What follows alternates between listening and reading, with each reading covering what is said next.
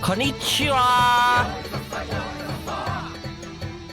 Guess who's back, motherfuckers? I'll give you a secret. Okay, I'll give you a secret. It's me. I'm back. Hello! And, welcome back to stream. You know, it's only been, what? A decade since I've seen you? Okay, that joke has probably gotten on more people's nerves than it should have, and I just have to bring it back 11 days after it's relevant again. So, you know, whatever. Anyways, hello, and welcome back. Me, welcome back you, welcome back my cat. My cat is very excited to see me again. I am still alive, as a matter of fact, and I'm very excited to see me again. I'm home. So today on stream, we're just gonna chat, if that's cool. And I know I don't normally do this, but I even have this thing called a webcam that I don't usually use, but whatever. I look like shit today, but you know, whatever. Here I am. And hello. We're just gonna basically just talk today. I might play a video game on the latter half of the stream, but for the most part, I'm just gonna be talking about my trip, showing you some pictures, and you know, just talking. So, first and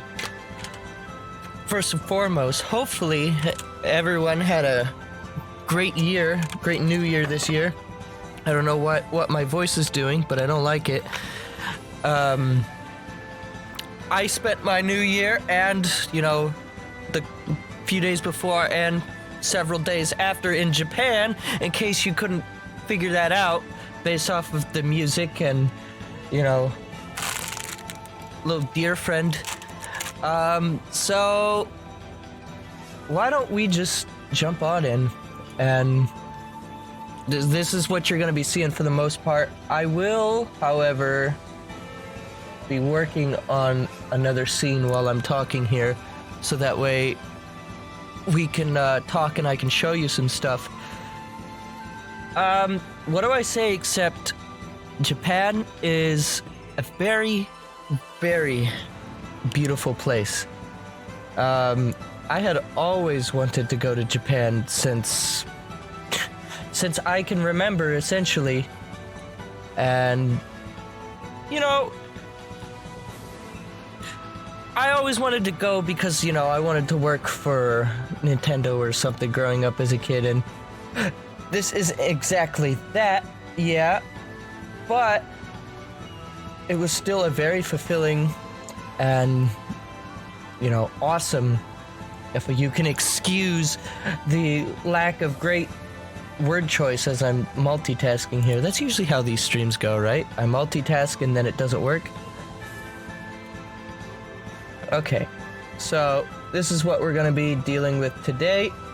Not Elgato though. Facecam, hello. We'll probably zoom in on that, actually. This is gonna be a very disorganized stream.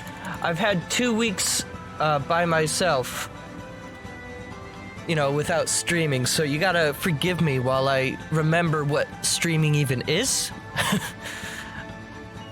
Let's make sure YouTube autoplay is on. Okay. We should be alright to just let this Okami music play in the background. And I'm going to actually close Sony Vegas. I don't know why it's open. It also just seems to be dead, so I'm gonna have to force kill that. And that is the second time I have just punched my headphones unplugged. This happens a lot with these headphones, in case you couldn't tell. So I managed to take a lot of photos. I was trying to edit a video together throughout the night. However, Sony Vegas really just does not like videos taken by an iPhone, and, you know, it's more reasons for me to switch off of the iPhone. I don't really love it, but I've used it for so long that I don't know what else to use, so sorry. Like, I tried using an Android once, and I couldn't figure out how to take a screenshot immediately, so I was like, I don't like this.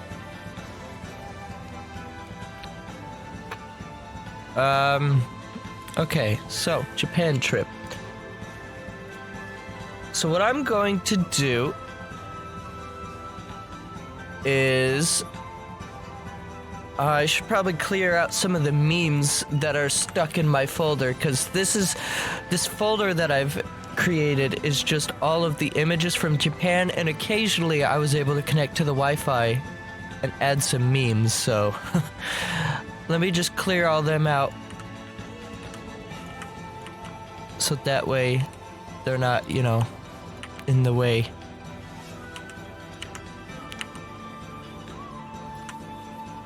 I think that should be everything. If you come across a straggling meme, let me know. But you probably want to see what I'm talking about here. So let's pull up a video capture device. Now, from what I've done in my tests of this, the video frame rate is just ass when I do this in OBS. I'm sorry. There is nothing I can do to correct that. I tried. Well, I guess I could do this. Here. I'll just do a monitor capture of my left monitor, and you'll probably get my exact frame rate there. Let's form stretch. Okay, so let's put that in the bounds real quick. Majora asked, did I get to wear a... Hang on. I gotta pull up chat again. Did I get to wear a Yakuta? No. But I did, however, wear a, I wore a kimono, the word kimono, usually a lot of Americans I've found have just been like, oh, kimono, that's the one for the grills, right? Actually, the kimono is for both, so there you go. I learned a few things while I was in Japan. I'm basically a resident expert of Japan. No, I'm not. Not even close. But while I'm setting this up, I'll just continue talking. While I was in Japan, which, by the way, 14 days, 2 weeks, I did a lot. I visited, my sister lived in Yaraga, which is a suburb of Yokosuka, which is just south of Tokyo. So we visited Tokyo a lot, and then we also went out to Kyoto, Nara, and Hiroshima. I had to remember the name of the city. And we did a lot. My goodness. I hate OBS sometimes. Sometimes it's really complicated to do just the basic stuff that you want to do. But whatever. Alright, so I'm gonna just crop the top of this down. So that way, you know, you're just getting raw photo action. There you go. So it'll be slightly stretched. But there you go. So we started off my my trip with a bunch of delays. I was stuck in the Fort Wayne airport for an additional 4 hours, which almost made me miss my connecting flight. I had to sprint across Chicago O'Hare just to get there. But I basically flew from Fort Wayne, Chicago to LA, and then LA to Tokyo Haneda. Which is one of 2 airports in Tokyo. This is the little room I was staying in. We didn't actually know until after we went to our traditional Japanese tea party later in the week that this room is actually the tea room. But, you know, my sister wasn't going to use it for that. So this was my bedroom. But you have your floor that I'm forgetting the name of, like a bamboo flooring, and there's like lining on the floor for tea stuff. These photos, okay, I was about to say, these photos better load. I'm gonna actually crop this even more because it appears to be that it's just not gonna fill in the bottom there. So there you go.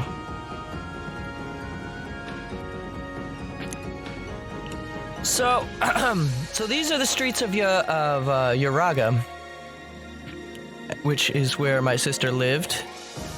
I took a lot of different video, but as you can see, they drive on the left side of the road. There's some crazy people over there. They're all drunk. No. A lot of Japanese cars you'll also come to find are like square. That was a little weird to see. I'm gonna turn this music down a little bit more. It was a little bit weird to see that at first. You know, it's like, oh shit. They're all compact and shit. But here is the Uraga train station. I'm probably not gonna go over all of these pictures, but I'll just show them to you.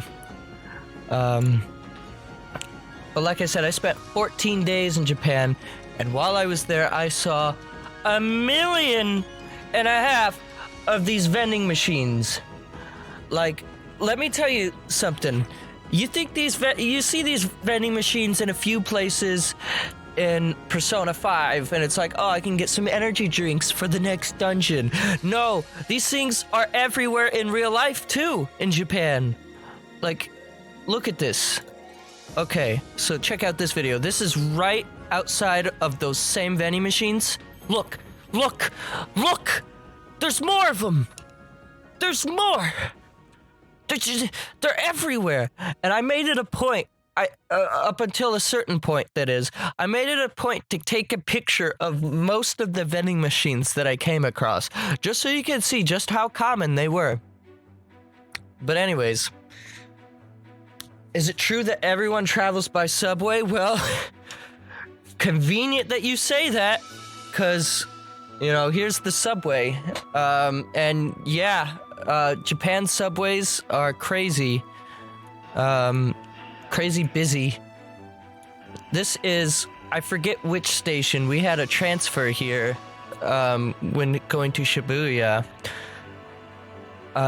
This might be Yokohama, but I'm not sure. But anyways, so you stand outside of the little areas and you wait for your trains. There's usually, this thing here is telling me the local trains and what time they arrive. It's all in Japanese though, so I can't really understand it. I think this is, I could be wrong, but I think this is a screen that switches and shows me like where the train is. There's usually like a big like neon sign right above, and it flips back and forth between Japanese and English. Are there any parts of Japan that aren't compact as cities? Maybe, I'm sure there are. The 4 major cities that we visited were Tokyo, Kyoto, Nara, and Hiroshima. Nara and Hiroshima were smaller cities compared to Tokyo and Kyoto, but they were still decently packed.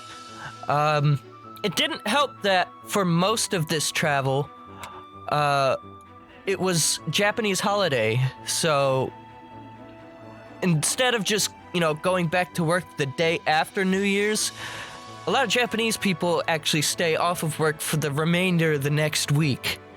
So all these people were in Shibuya, which is basically a huge shopping town. It's area in Tokyo. And of course, most people, when they think of Tokyo, I feel like this is the first place that comes to their mind, which is the Shibuya Crossing, which is this huge, like, 5-way intersection that all lanes of the road shut down, so everyone walks across in any direction, and it's crazy. So, as you can see here, it's just all lanes of the road just get completely shut down, and you can walk wherever in the middle. We didn't go around too much of all the buildings. We went into a few. We went inside this one here, which is where these next couple of photos are from. Yeah, anime exists, by the way. So you're gonna see a lot of anime here, but there was also a really good-looking Detective Pikachu statue in there. This video is sideways, I don't know why.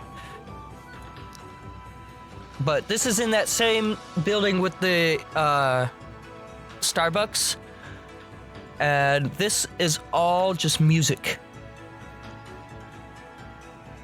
And I'm sure this is nothing huge compared to some music stores that you could find in the States. However, where I live, there are basically none, and especially none that are this full of varied genres. You would think that most of this would be Japanese music, and it is, but there's also a surprising amount of other music there as well.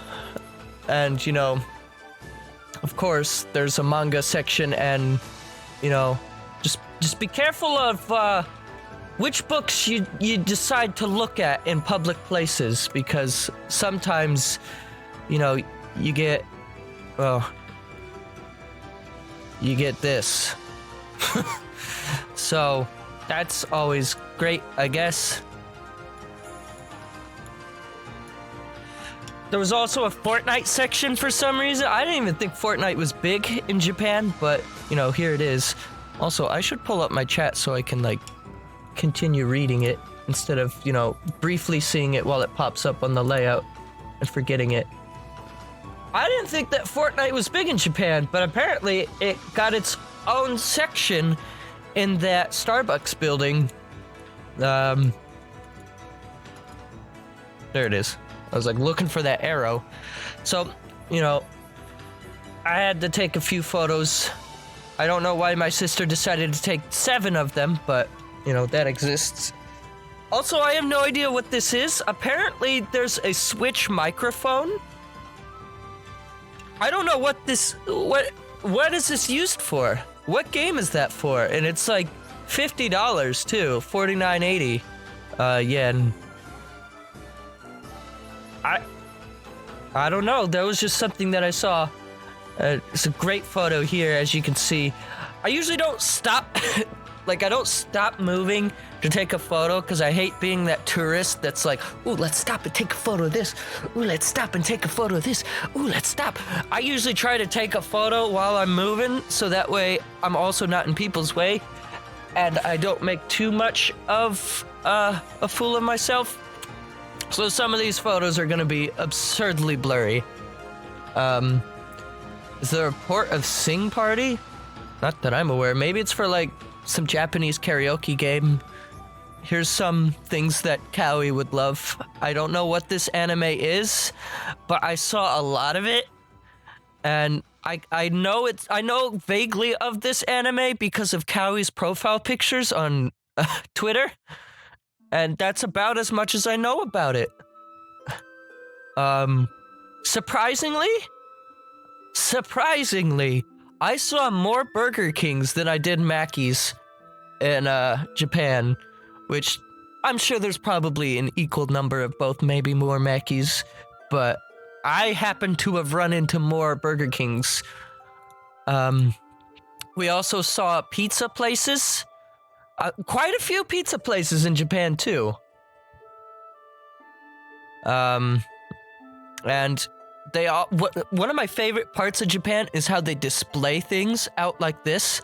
You'll come to see this some later. I take some better photos. But basically, anything that you can go in like a restaurant like this, they make. I don't know if it's a replica or how they do it, or like it's most definitely a replica because it's not the real food. But they leave out like an example that you can look at, and it's like really handy compared to like, you know, some menus don't even have pictures of the thing that you're gonna order when you go to like Red Robin's or something. This, usually everything that they serve will be laid out in a glass area somewhere out there. And then this is a street that we went down in Shibuya still, going towards the Parco Mall here, which is a very tall building. But on our way there, come on, work with me. We happen to have run into Pizza Spaghetti. Spaghetti! So that was there. We did not go to Pizza Spaghetti. However, I was very interested based off of the name alone. But another thing in Japan is the escalators. You may or may not know about this depending on how much you know about Japan, but everyone on an escalator will line up on the left side and leave the right side open. So that way, if someone is in a hurry and escalators are the only way up, they can go up in a hurry without having to wait for you to, finish talking. Aha! I can't tell you how courteous this is. And immediately when I got back into the States, I had to ride escalators, and there were Americans on both sides of the escalators, and I genuinely felt a slight bit of rage inside of me, like, hey, I'd like to go up, but no, you're just talking about cranberries and shit like this. Don't be that guy. Line up on the left side, just like Japan. I'm gonna start this propaganda. Do Canadians do this as well? Majora? I don't know, actually. Majora said, are Japanese part Canadians? Or is it just because Canadians are very polite? That might be it. Oh, okay.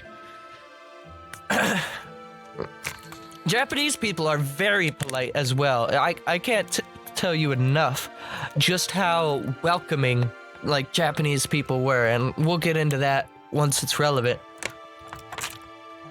But here's the Nintendo store. The first time we tried to visit it. So this is in the Parco Mall in Shibuya, Tokyo.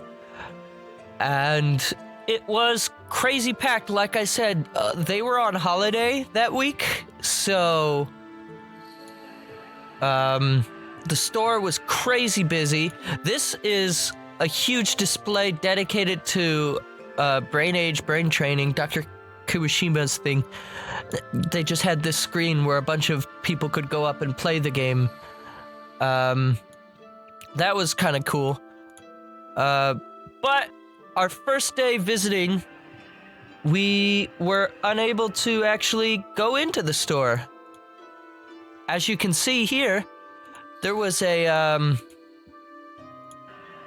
210-minute wait. To get into the store. 210 minutes. We decided it wasn't gonna be worth waiting that time. So we would try to check back later. So unfortunately, day one in Tokyo, we still had not gone to the Nintendo store. However, we did manage to go, just not for several days later. However, what store was open was the Capcom store, and they had Dante DMC at the Capcom store, which very high quality figures there. There's Ryu as well, who was very angry. This is outside the Capcom store here. There was also a jump store, which was like Dragon Ball and a bunch of anime and stuff. The Pokemon Center was surprisingly neat for someone who cares very little about Pokemon myself. They had like skateboards here of like different Pokemon, which was really cool. I think my favorite out of all these skateboards is the Pikachu wearing the sideways cap. I don't know why. I love that thing. Here's just a bunch of stuff that they had stored away. The Pokemon store was even more packed than a Nintendo store because unlike the Nintendo store, there was no wait to get inside, so it was just shoulder-to-shoulder traffic, but I did manage to get a picture of a few things. I didn't buy anything from here. There was, however, this building later at night that had a bunch of things such as, "Don't touch the balls." Listen, Japan, I don't know what you're up to. You got New Year resolution, Santa friends, all I want, ho ho ho.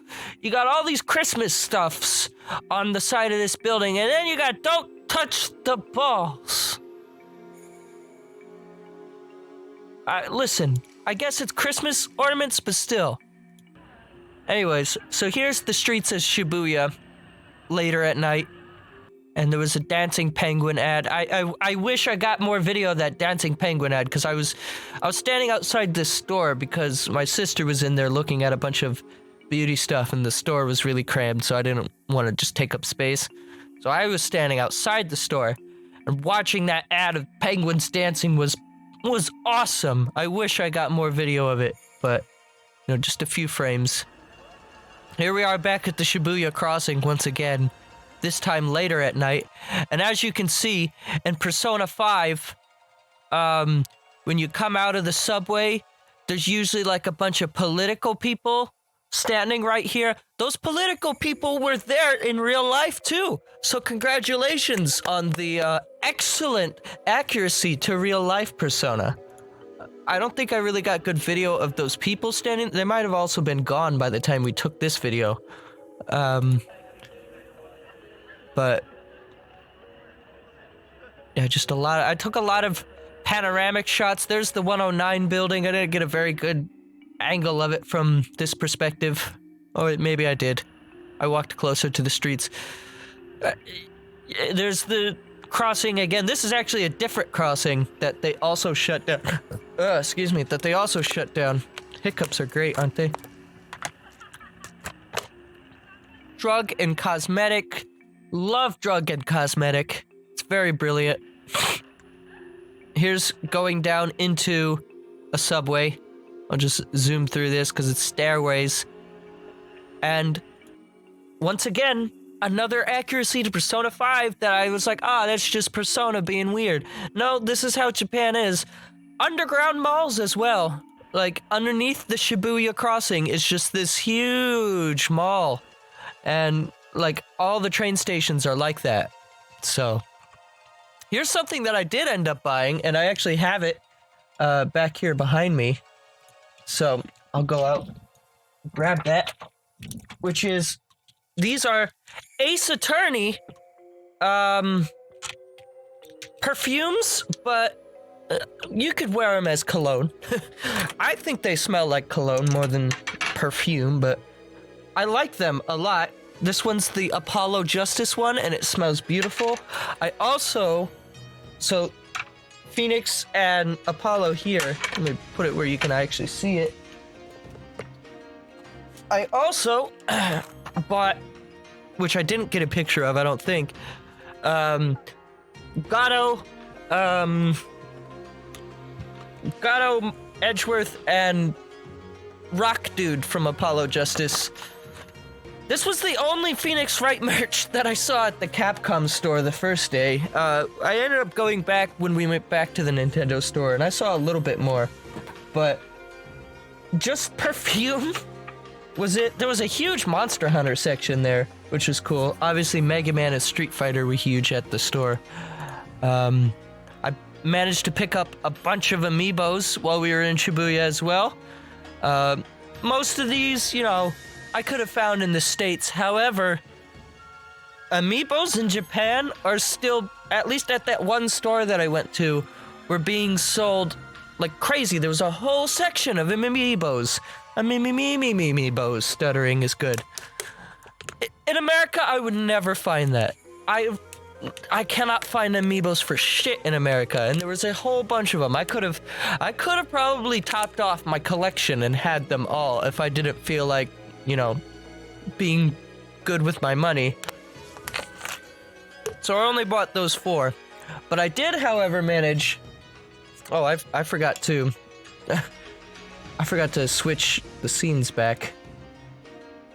Where the hell is that? I should probably move this closer so I can switch back and forth easier.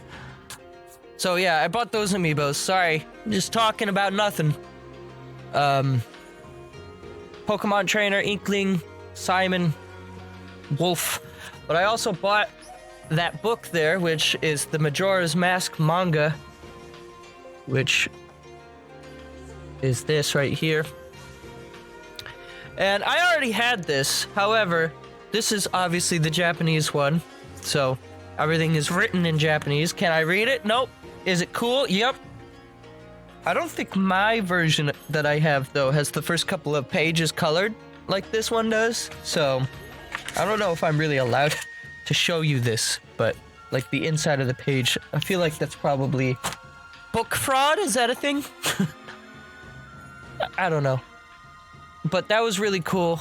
I love that. I also managed to get a angry Ryu that I accidentally left at the San Francisco airport. So he was very angry. So I'm very upset that I accidentally left him behind. But I still haven't called the airport, but there's a chance someone might have turned it in, so there's a chance of victory. And you know what else there needs to be? There needs to be a nose blow. So give me a quick moment to do that real quick. Sorry.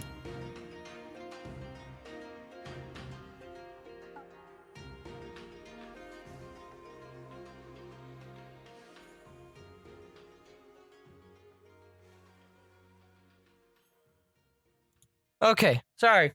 I don't know why I get stuffy in my basement, but whatever. So, that was day 1. So day 2, the sun rises. What do? We walk around Uraga, and we buy Splatoon egg. Now, this was like a chocolate, like, egg thing. And on the inside was this little thing. There was a little tiny little Woomy on the inside. I don't really know how common these things were, because I only ever saw it the one time, but that was kind of neat. So here's train travel, subway rather, whatever you want to call it. I guess they're trains. These usually go about, I think, 120 kilometers per hour, so about 65, 68 miles per hour. As you can see, they just zoom right by the stations. This isn't even the bullet train either. On day 2, we end up heading towards, I believe, this was the day that we were going to Disney Sea. So, here's another takeoff. I believe I got just a whole between stops recording. Trains were everywhere. You couldn't go very far without finding a train station. And once again, Japanese people are very nice, where if you don't know where you're going, we had Google Maps to tell us where to go.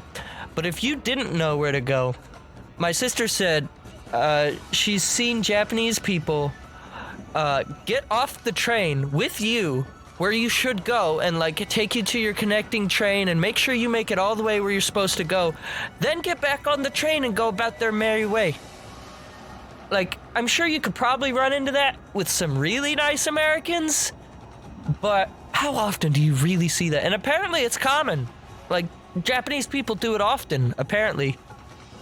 So, because I actually, when I was at the airport leaving, I heard someone else talking about that. But yeah, Japanese people were so nice. So, too, were their vending machines. Listen, I don't know what it is, but fucking Coca-Cola in Japan is like S tier. I don't really drink Coke that much here in the States, but Coke in Japan was like, what the hell? Why is this so good? But yeah, I managed to drink a lot of Coke, more than I should have while I was there. But yeah, so here's just this cool stained glass thing in one of the subways on our way to Tokyo Sea. Once again, here's standing on the escalators, allowing people to go fast if they need to go fast. And then disembarking, you can see Japanese people like to stand in lines. They're very particular about these lines right outside the subway, which is very handy. So that way everyone's not just grouped all around and shoving to get inside, like, oh no. They have markings on the ground usually to tell you where to stand, and it's pretty organized. Well, you gonna find this ever in the States? Probably not. Here's the inside of a train. I didn't get very many videos of this because it was often crowded and I felt awkward taking videos of people. But just to show you what the inside of the trains are like, they have these handles that you hold on to, and seats, and sometimes you can get a seat if you're lucky, sometimes you don't if you're not. But here's the entrance to Tokyo Sea, or rather Disney Sea.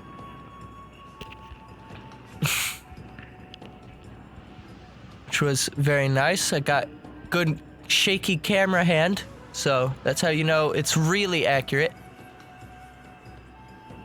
Outside the station. So we ended up staying one night in a hotel in Disney Sea, just one night. And we rode on the Mickey train, which I really liked. They look like black Mickey silhouettes on the inside, but actually, you can't really see it that well with this photo, but trust me when I say this, each of the Mickey things had different expressions, and it was actually very cute. It was very kawaii. The monkey train. Yeah, the monkey train. Mickey. Listen, I'm stuffed up for some reason. The stuffy basement, I guess. But yeah, that was the resort that we stayed in one night. And there was this interesting plant that I have no idea what it was. Is that wheat? I don't know what you are, but this was just in the middle of the lounge area. And here is a good Google translation of whatever this menu item was. I can enjoy the flames. What? What flames? Long pit tour, red tulle and basil. Hot wine. Well, actually, that was actually accurate. That was hot wine. Magical shell soup. That was probably accurate. Yeah, the Google Translate was not that perfect. I may need it. Please wait at a time of opening by using leisure sheet or more. Laboratory period have been made. Leisure sheets and luggage may deal with a round period. So yeah, Google Translate wasn't always perfect, but hot wine is like hot sake, I think, is what it actually was, which is pretty common here in Japan. I say here in Japan as if I'm still there. I am not. As a matter of fact, I am not in Japan anymore. I took a bunch of selfies. I don't know why. I'm sorry. I felt good about myself while I was in Japan, okay? Let me be. But this was like very like high class. This was like the, oh, there's my finger. this was like the dining area, like where we ate lunch at, and it was like really fancy. Like, I don't know how much it costed for us to stay in this place, but like, shit. Also, the iPad that we ordered from had Fortnite downloaded on it. Just fun fact. There's Mount Fuji that we could see across the bay. We didn't actually go to Mount Fuji. That was one place that I wish I could have gone that I didn't. But I did manage to hike a lot in Kyoto, which I'll show you once we get to that. But got some sunset pics. Did not get any pictures of the New Year's moment. So we were actually at Disney for New Year's. So this was taken on December 31st. And now here are the January 1st photos. So unfortunately, my phone was dead while I was at Disney. And it was also very cold. But basically, we rode an Indiana Jones ride, and we got off 10 minutes before midnight, so we just stood around outside of the Indiana Jones ride, and then we saw fireworks, and they were pretty good. Yeah, pretty good. These masks, however, now these guys are awesome. I have this very mask right here. This is a Donald Duck mask. So if you are sick, you usually wear one of these masks. If you are trying not to get sick, you'll wear a mask. If you are trying to keep your face warm, you'll also wear one of these masks. And they look like this. And they're very comfy. And I wore this, not this particular one, but I wore these masks around a lot. And I like them. They're very warm, and you can still hear me. And what if you're slick? Oh, that's a good question. If you're slick, you might want to like get some sandpaper and just kind of like scrub yourself down until you're like all rough and ragged, because you don't want anything to be sliding down you or anything like that. I need to blow my nose again. What is wrong with me? Ah. These masks are pretty disposable though, so usually if like one of them breaks, you don't have to worry about it. You can just go to 7-Eleven, which are all over the place, and you can get them pretty easily there. Let me blow my...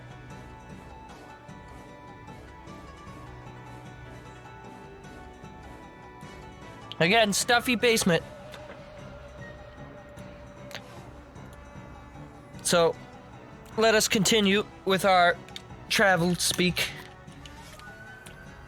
I mean, you could probably order these. These are just like standard hospital masks. I'm sure they're probably not that expensive. Like, I managed to, before I left, I bought like a pack of like 6 of them. So I have a few for wearing when I'm sick. I genuinely am planning on wearing them when I'm sick, as long as I can make them last. But yeah, Disney was cool. There's the Tokyo Tower, I think that's what that is. The 360 Tower. We didn't go there, but there it is. More vending machines, of course. Once again, they're everywhere. Blurry photos taken fast, at the speed of fast. There's more photos. Vending machines. Here's a vending machine, and here's a vending machine. They want to really make sure you're not going thirsty no matter where you're at, okay? It's very important. Oh, these are videos? Okay, let's see. What do we got? Oh, there's the glass pane again. So you can see much less busy early in the morning coming through this area compared to how that photo. Don't they have clothes in some of them? In what, 7-Elevens? Or the vending machines? I didn't see any vending machines with clothes. I did see them sell, like they had, you'll see them later, but they're like the toy capsule machines. Those things were everywhere, especially in Akihabara. You just insert like, I think 100 yen. I didn't end up using any of them, but you insert like 100 yen and then it pops out a random toy capsule. Are they gacha machines? No, they just kind of like the capsule thing that my Splatoon thing came in, which I don't know where that capsule went. They just kind of came in like a little. I guess it would be a gacha, but you always win. Like it's not like, oh, you pay and then you sometimes win. Like no, you it always spits out one toy. So, I don't think gacha machine is the right word, but maybe it is. I don't know. We just called them toy capsule machines, my sister and I, so maybe we don't know what we're talking about.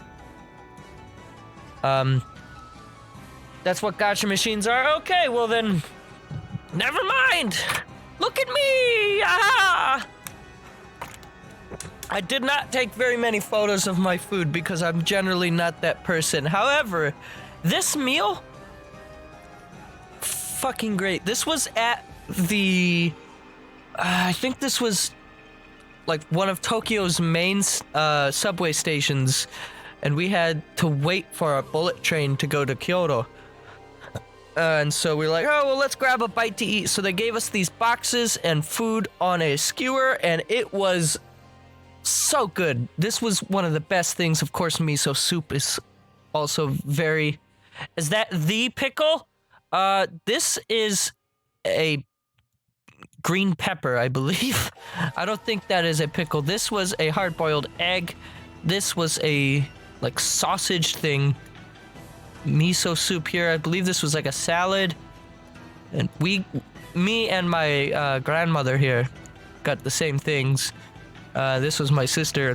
She just got a bunch of skewer stuff. Keep your fetish away from me. There's your free meme because I forgot to delete them all. Okay.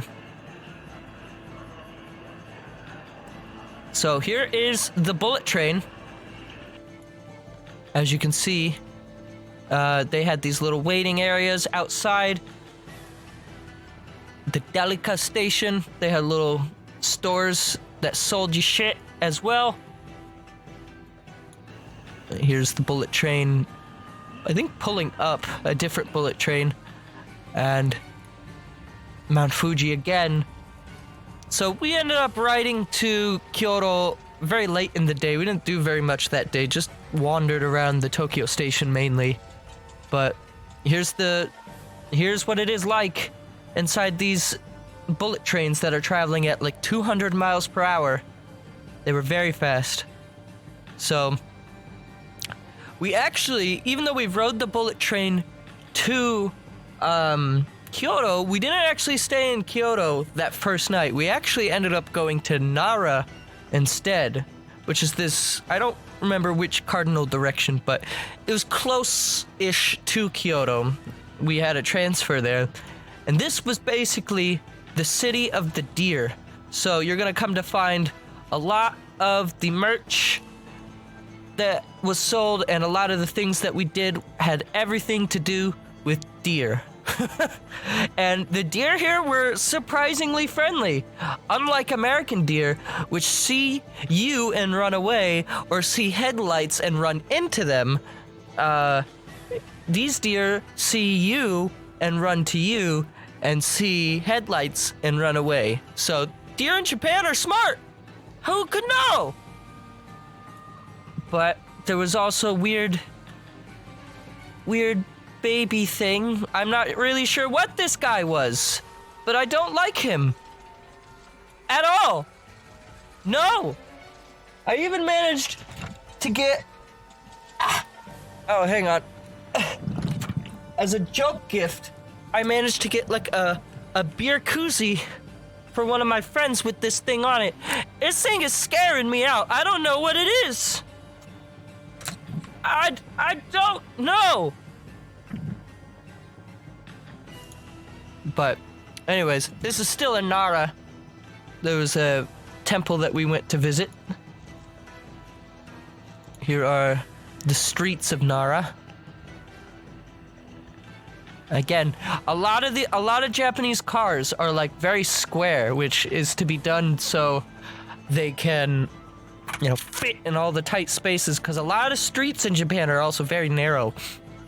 You'll also come to find like telephone poles like in the middle of the fucking road in the smaller, more like back alley streets. But like these cars got to get through them. So they say squish them up. So unlike American cars, that was something very, very, I don't want to say strange, but it was interesting to see. But here is outside one of those temples, or I guess on the way to, there was a big ol' honking geese. Got some good ground footage there. Good camera work, Gabe. Great camera work. There he is. Cool tree. More ground footage. What am I doing? There we go.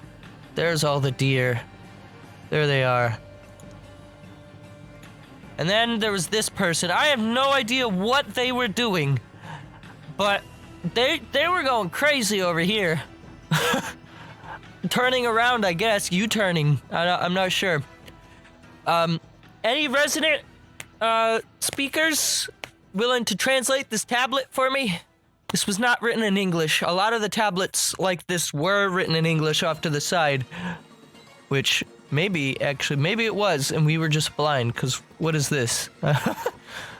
I don't know. But these are the streets of some park that we went to, which is where all the deer were at. Everyone went to the bathroom, so I was stuck waiting outside the bathroom for easily 20% of my vacation, which that was less than fun. However, I did manage to get good deer footage. It was Deer Island. I mean, we were on an island. There was an island though, off near Hiroshima that we did go to that was Deer Island. But this was still on the mainland of Japan. But there's just a bunch of deer. I think I got some footage of these deer getting really close to us. Yeah, these deer were coming up to us, seeing if we had food. We did not at the time, so they eventually lost interest very quickly, but very friendly little creatures. Ah! Look at that face. I love that face. Good leg footage, yeah. Yeah, leg footage. Also, I got an umbrella. Yeah. I liked the scenery of Japan. We did a lot of visiting scenic locations while we were here, and this place was very, very beautiful. I would have loved to be here and to have been here in spring. However, I was not, so, you know, that sucks, but I didn't get to see the cherry blossoms or any of that, but I did manage to see a lot of scenery.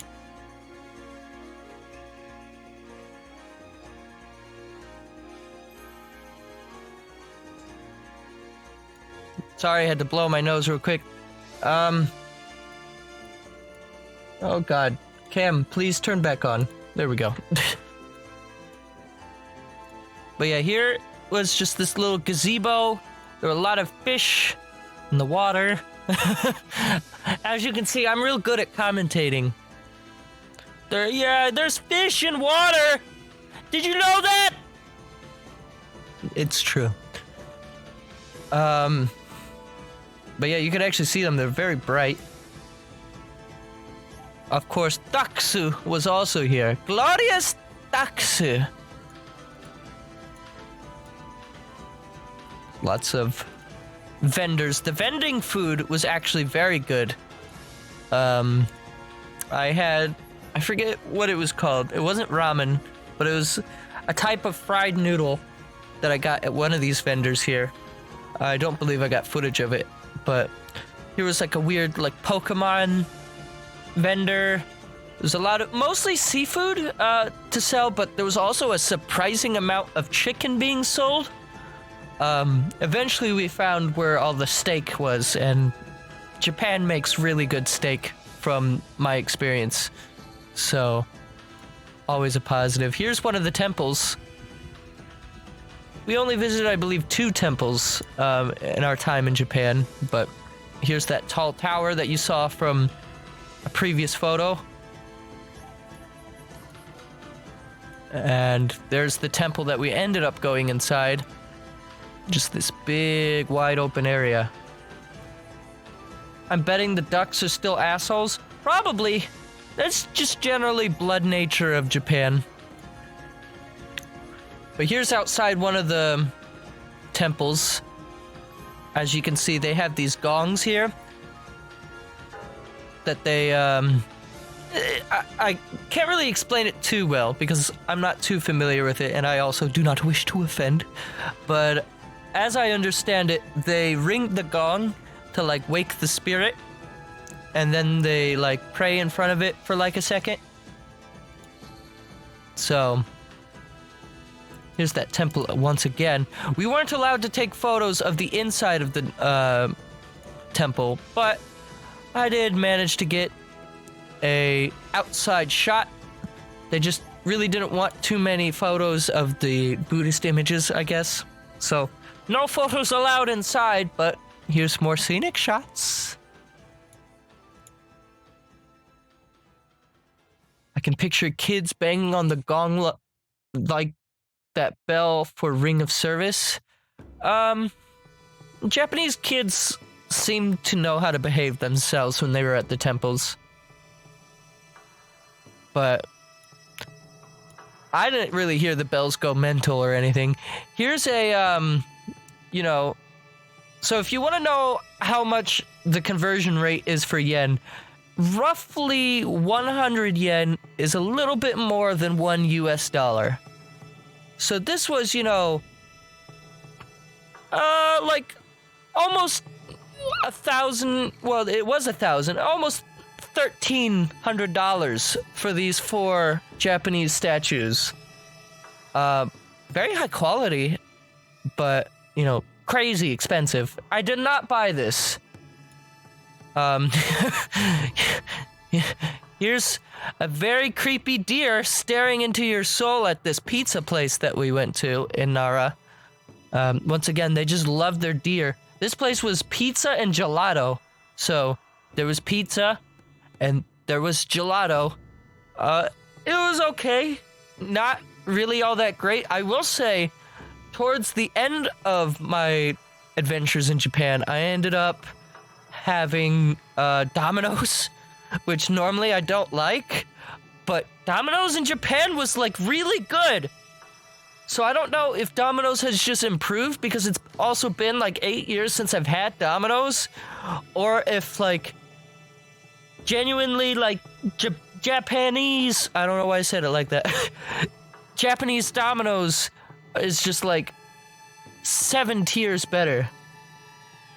Did I meet Miku? Unfortunately, Hatsune Miku from the Domino's ad where she jumps and sings on your pizza box did not happen.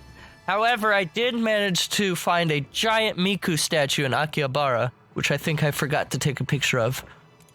But here is more train travel. I believe we are now on the way to Kyoto here, heading from Nara.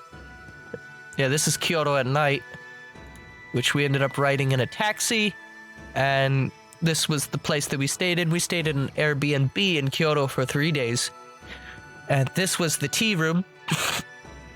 Very cool samurai, like, I guess just outfit here. I'm not really sure what this was, but this was really cool to look at. That was the only photo I got of it, unfortunately.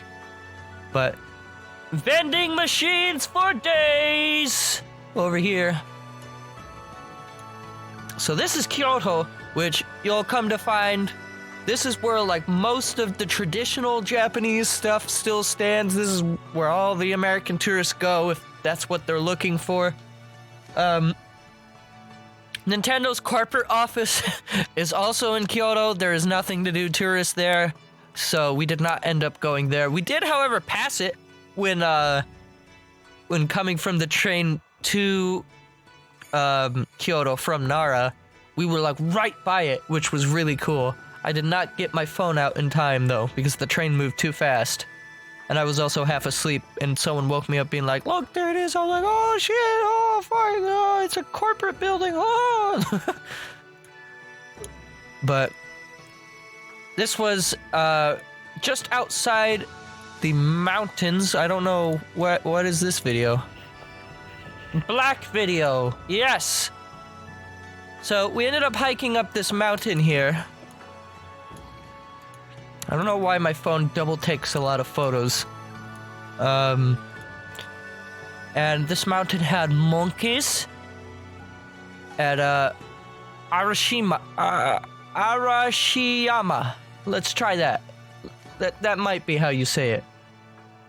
But don't take photos too close to the monkeys. No. Stay 2 meters in distance. Do not point directly towards photos, and definitely do not crouch. But the hike was actually somewhat challenging. I did it at a brisk pace. I'm not gonna sit here and make you believe that I sprinted up this mountain, because then I would be lying. If I had to be like Link from Breath of the Wild, I definitely have only like 1 stamina upgrade. Like 1/8 of an extra wheel, okay? Like, not that much stamina on these bones. But yeah, this was about the walking speed that I did for the entire way up. And it was kind of steep at some points. But here's the top. The view from the top was astonishing. They had these things over, whatever you want to call them, the little lookout things, and you could see all the way where you were. Unfortunately, you can't really get good video of that with a phone camera, so here's the monkeys. They were everywhere. Absolutely everywhere. Up here are the monkeys. There's me inside of the monkey thing. There's my sister inside of the monkey thing. Absolute monkey madness. The monkeys did fight several times, by the way. They really did fight a lot. But you just, going about your business, and then you just hear in the distance, ah! Ah! Ah! And you just say, oh, there's another fight. I don't know why these monkeys hated each other, but they apparently just did not really enjoy their presence. But there's this dude, look at him. Look at he. I got a lot of shots. We were up on the top of this mountain for easy 30 or 40 minutes, and I was taken back. This tower right here, that's where the Kyoto station was, that we came in at. And we were staying somewhere around this area. So you can see Kyoto itself is massive. And, it doesn't help when you're a tourist. I didn't mean to close that. Shit. It doesn't help when you're just, you have no idea where you are. Where was I? Was I that one? Yeah, so here's going back down the mountain. Please, do not show them any food. Don't show it to them. They'll take it, and you will never see it again.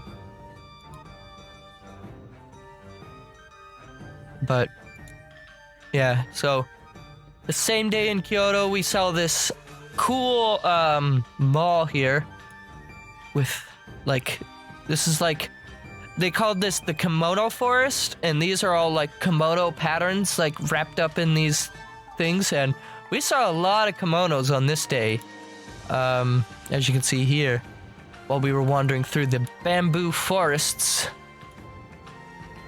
which, for some reason, I thought bamboo was more of a native thing to China. I didn't think it was at all native in Japan, but apparently it is.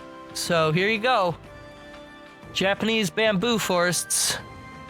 And, here's a shot of the mountain, and these are what cemeteries are like. They just get this little monument made to him, and Japanese people are 9 times out of 10 cremated.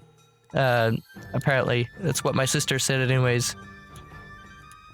So, a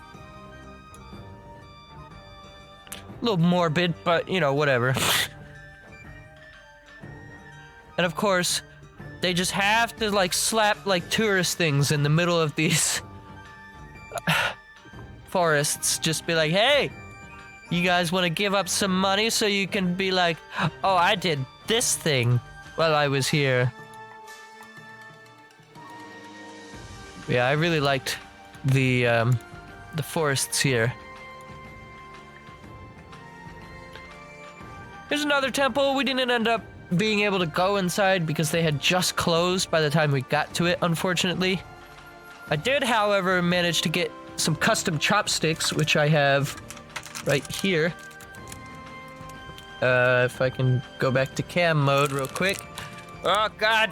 My headphones came unplugged again. Goodness. No matter what I do, I cannot keep these headphones plugged in. So, some custom chopsticks. I actually had no idea how to use chopsticks going into Japan. And on the train ride, or excuse me, the airplane ride there, they gave me chopsticks and no fork, and with the food that they gave me, it was like a 10-hour flight, so I was hungry.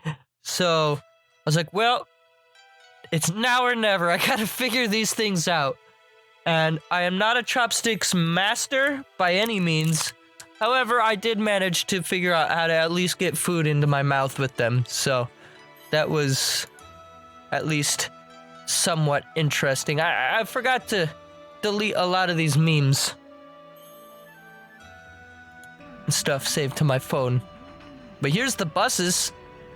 So on a Japanese bus, you have these buttons here, and if your stop is coming up, you make sure you press that button, otherwise the bus doesn't stop. I've never actually ridden like a City Link or like any kind of like American bus, so that might be the same there.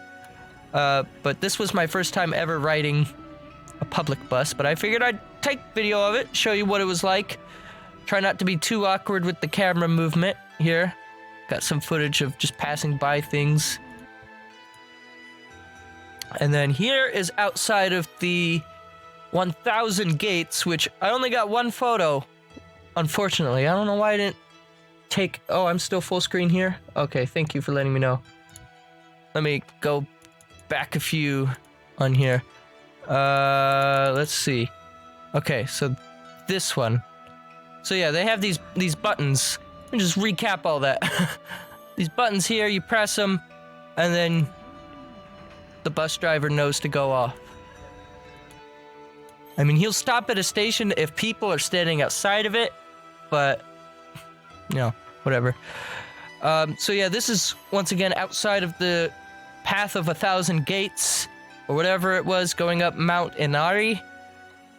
A bunch of vendors and good food here, I'm sure. I didn't get to have any of it. Here's Japanese SpongeBob. I'm not sure what he was doing there, but he's there.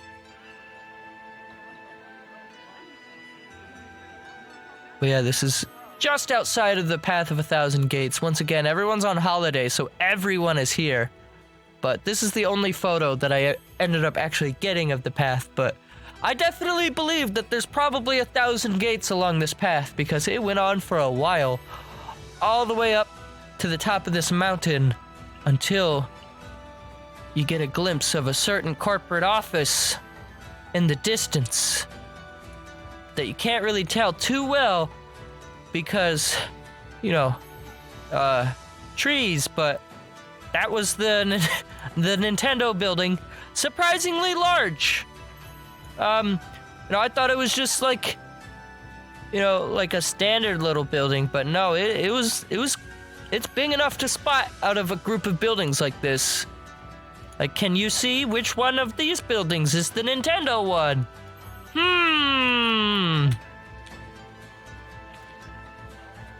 It didn't take very long to find that either.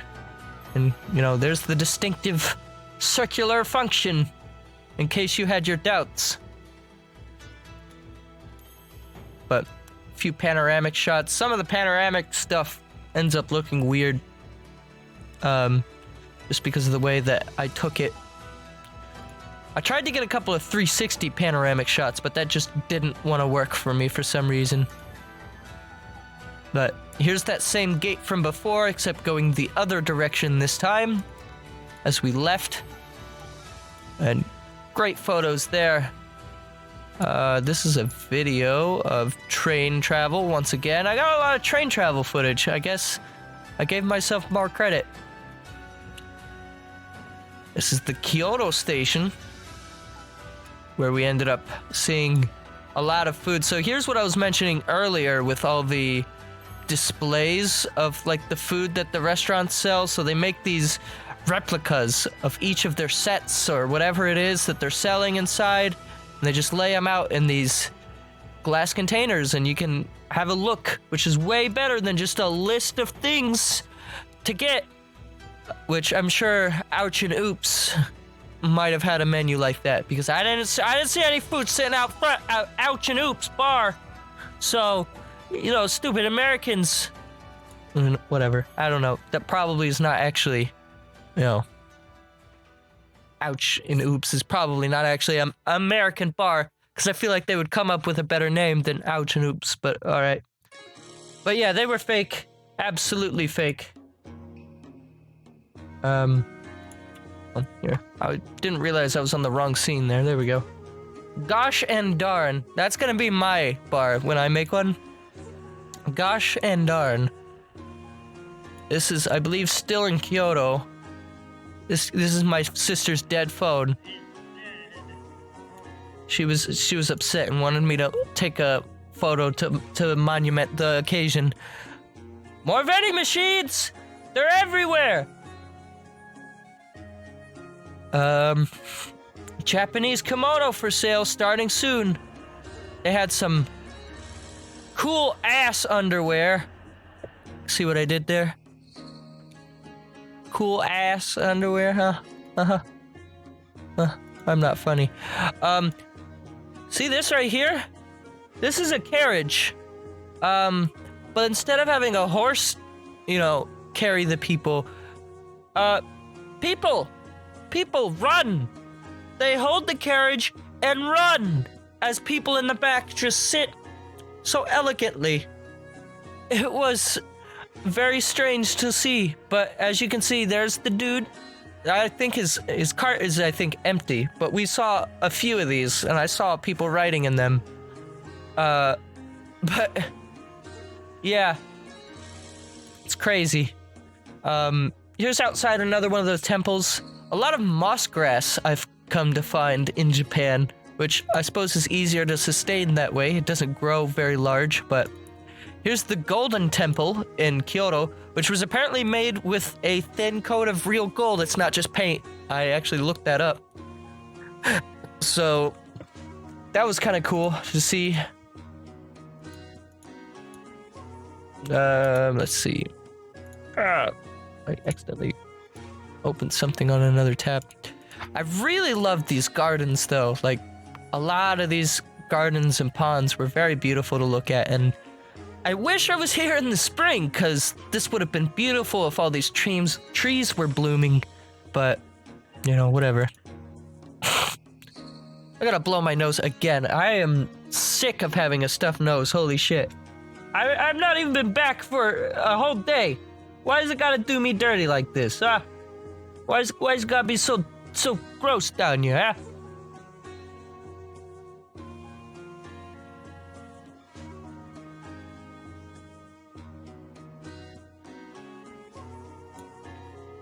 I don't know.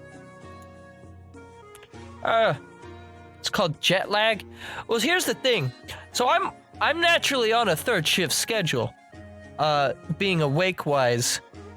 Like, when I got to Japan, I was awake during the day, and when I came here, I'm awake during the night, which, that's because of work that I do that, but it kind of worked out perfectly. Like, I didn't really have, like, jet lag in the sense of, like, falling asleep at weird times, but I guess you could say maybe getting stuffed up is part of the trip itself.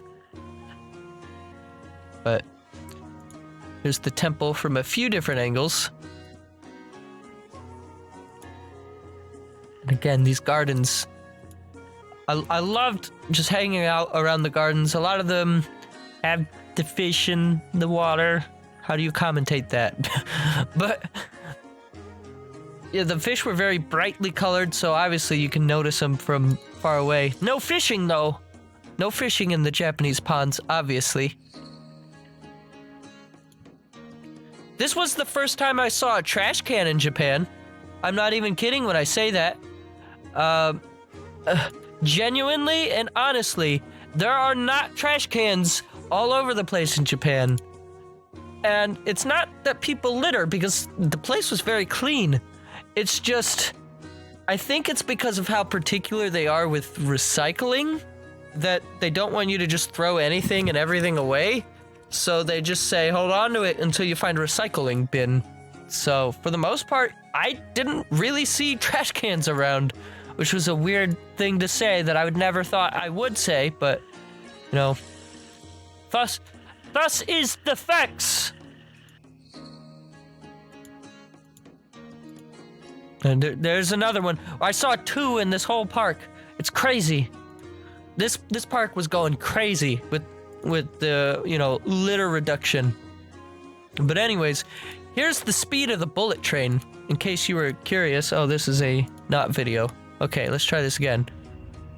So, this is how fast them bullet trains are moving. Unfortunately, a lot of my footage is blocked by these stupid concrete walls.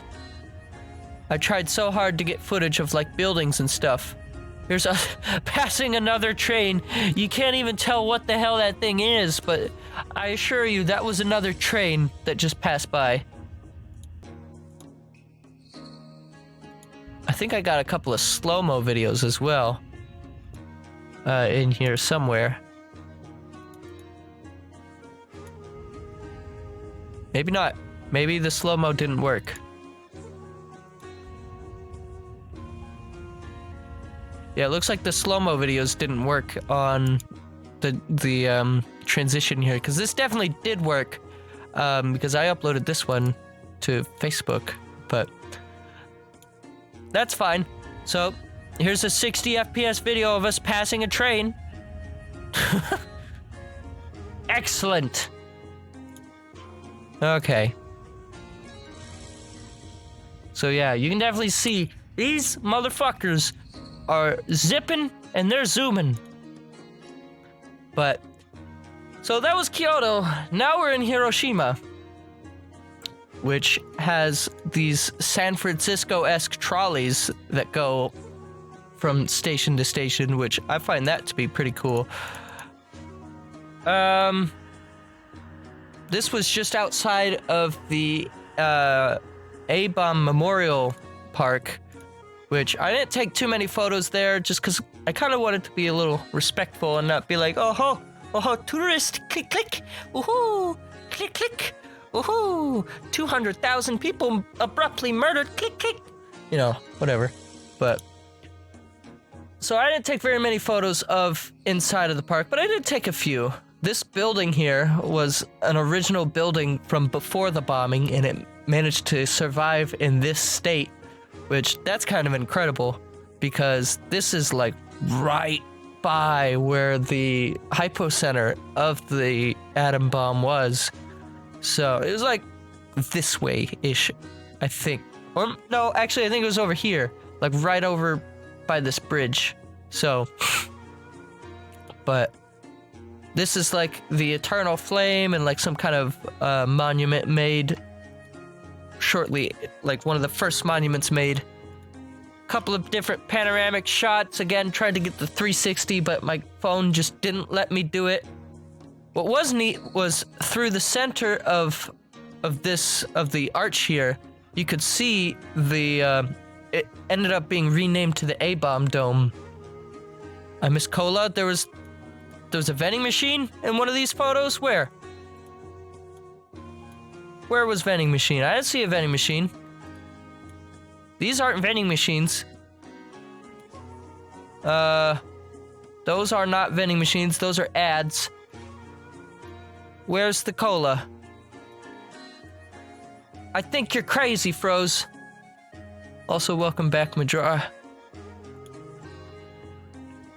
But anyways, this was a very... Oh, Majora missed the cola. Yeah, oh yeah, Majora, so check this out. So, trash cans are like super rare in Japan to the point where I took a photo of the first trash can I saw in all of Japan, and it was like day 6.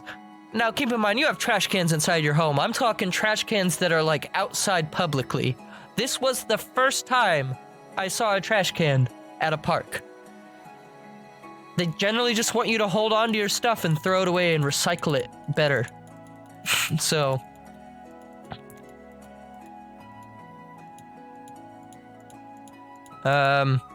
let's see. But yeah, took a couple of videos just showing the size and scope of the park. I really like this pond area right in front of the Eternal Flame here. They were doing renovations. This apparently was also a building that survived the, this was a building that survived the A-bomb as well, but they were doing some earthquake proofing to it, so I didn't actually get to see what that building looked like. And the other building had some kind of, like, iron preservations on the inside to make sure it wouldn't, you know, fall down or anything, so... But it was actually really incredible how some of these buildings survived. Like, this one has, like, a whole, like, melted in half pillar that's, like, somehow, like, hanging from the ceiling. I have no idea how it's still standing to this day, but... It's not being supported by an iron column or anything. It's just holding on. So that's incredible. Majora asks, how often do I see litter? Like almost never. Like Japan was very clean. And, you know, part of that might have to do with like, there's a lot of like, I did see a lot of like workers like walking around picking up trash. But like, generally speaking, it's not like New York where you're like, oh, there's like trash bags on the side of the street. Like, not like I didn't see any dirty town that I can really recall. Like, Japan was very, very clean. We did manage to see a cat who was reading this monument. He was learning about the tragedies, and then he went on his merry way, going to the next stop. I don't know where he was doing, but he was on a tourist trip of his own. But here is and forgive my pronunciation of this, I'm gonna have to pull up Facebook to remember how it's even spelled. But I believe, hang on, let me go to my posts on Facebook and see what we ended up naming this thing. It has a name. I'm forgetting it offhand, but I did post about it on Facebook. Let's see. God damn, I share too much shit.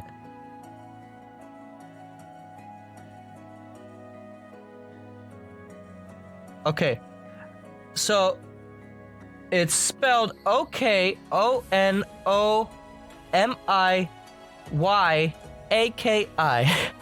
Okonomiyaki. Okonomiyaki is how we're going to attempt to say that. And basically, in America, you have things like Benihana, or you have Sapporo, where it's like the chef comes in front of you and cooks your food, and you're made to believe that that's how Japanese cooking is. And to a degree, yes, that is how a lot of restaurants are. But okonomiyaki is the reverse of that, where they just give you the food and they say, tough luck, do it yourself. I didn't get any pictures of the food, but trust me, these are grills right in front of you, and you gotta cook it yourself. So that was an interesting experience. I had no idea how to use the tools they gave me or any of that, but we made it work. It ended up being a little burnt by the end because I, should have flipped it more, I guess, but whatever. It was still very good. Easily top 3 places that we went to was this place, that place in the Kyoto station, or no, Tokyo, excuse me, the skewer place, and then I think my number one favorite is a place that we ate on the last day, which I'll get to that in a bit.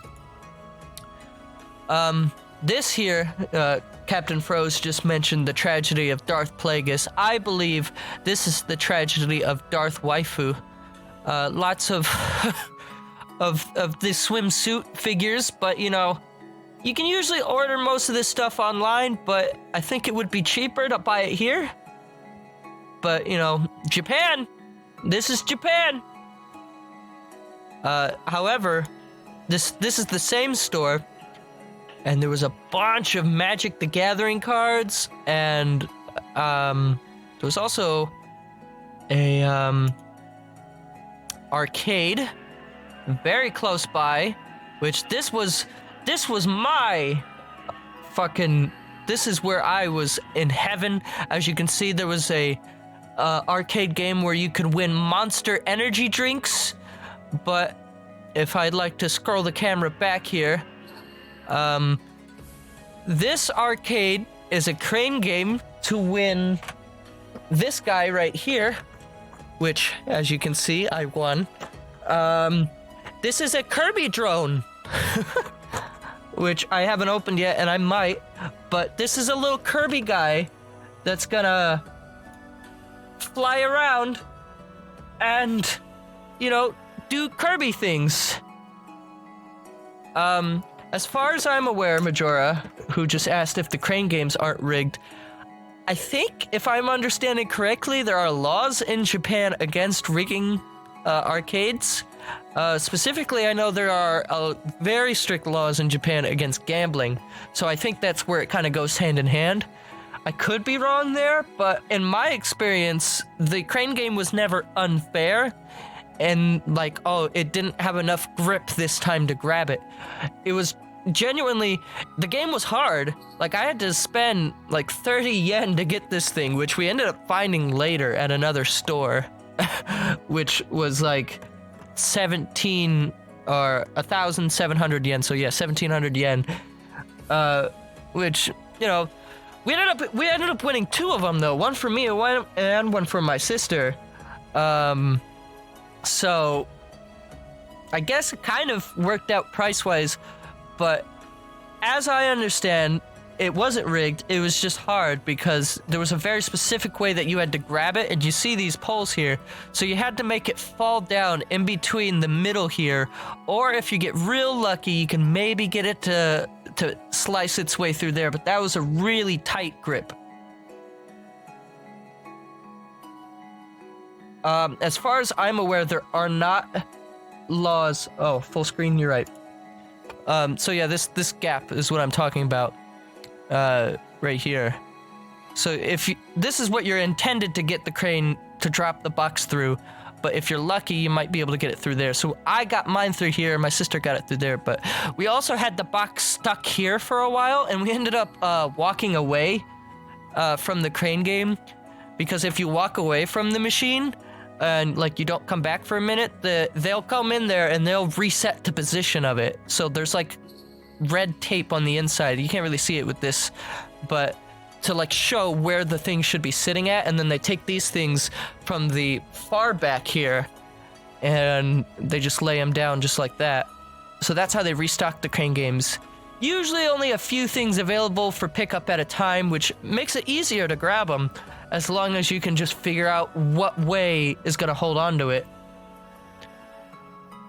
As far as I'm aware, Froze, there are not laws in America against rigging crane games, which I know for a fact a lot of crane games genuinely do have code in them to only have the strength in the claw to actually hold on to it, 1 every 5 or so pulls, which that would be like super illegal in Japan, because it's like you're gambling. You're like, oh, I might be able to get this.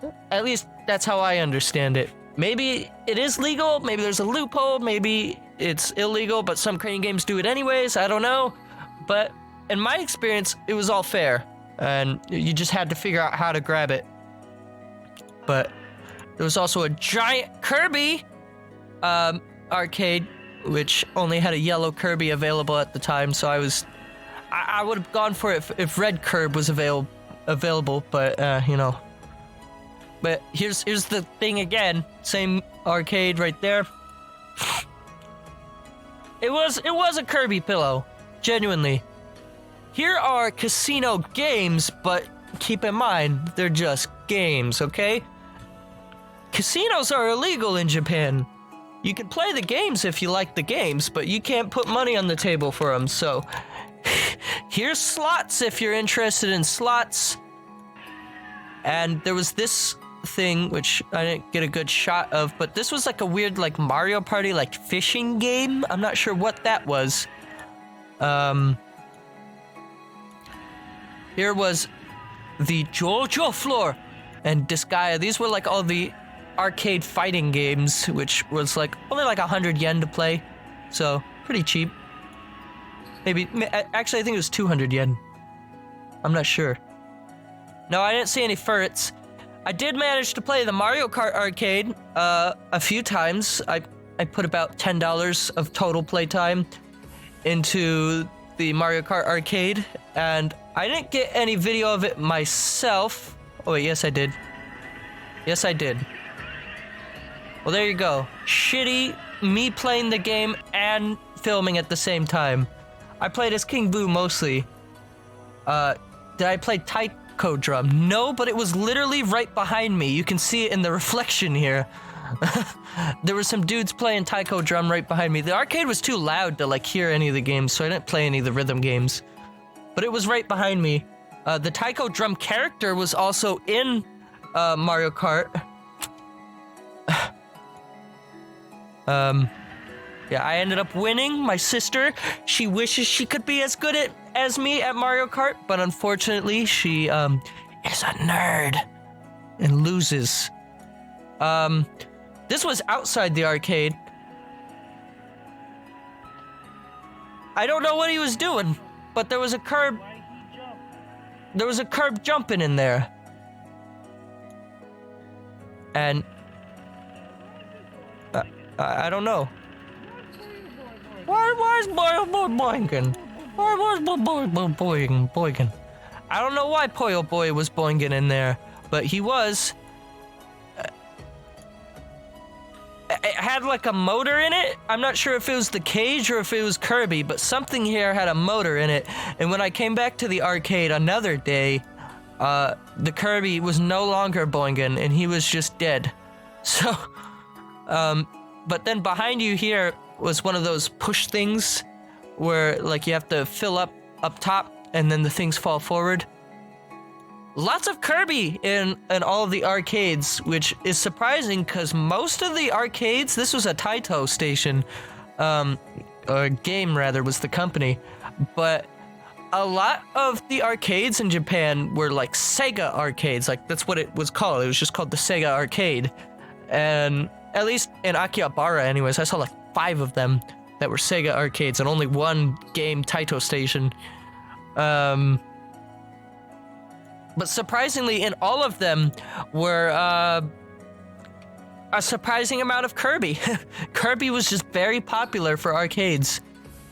Here are Fire Emblem cards, which I don't know where I actually put these at. Actually, hang on, they're over here. I haven't opened mine yet, but I happened to have gotten some Fire Emblem like trading cards, I guess.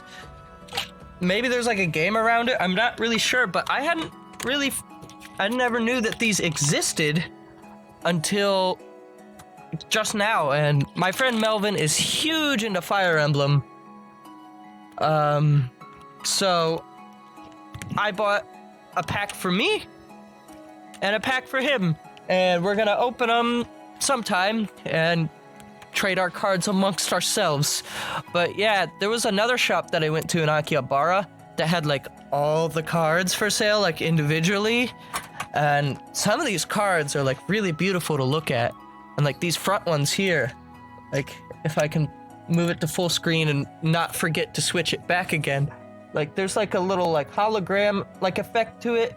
It's mostly just like rainbow, but like these are really cool. And I'm not sure if these are like a genuine signature, but you can see that there's like some kind of signature on the front of these cards as well, so I'm not sure what that's about either.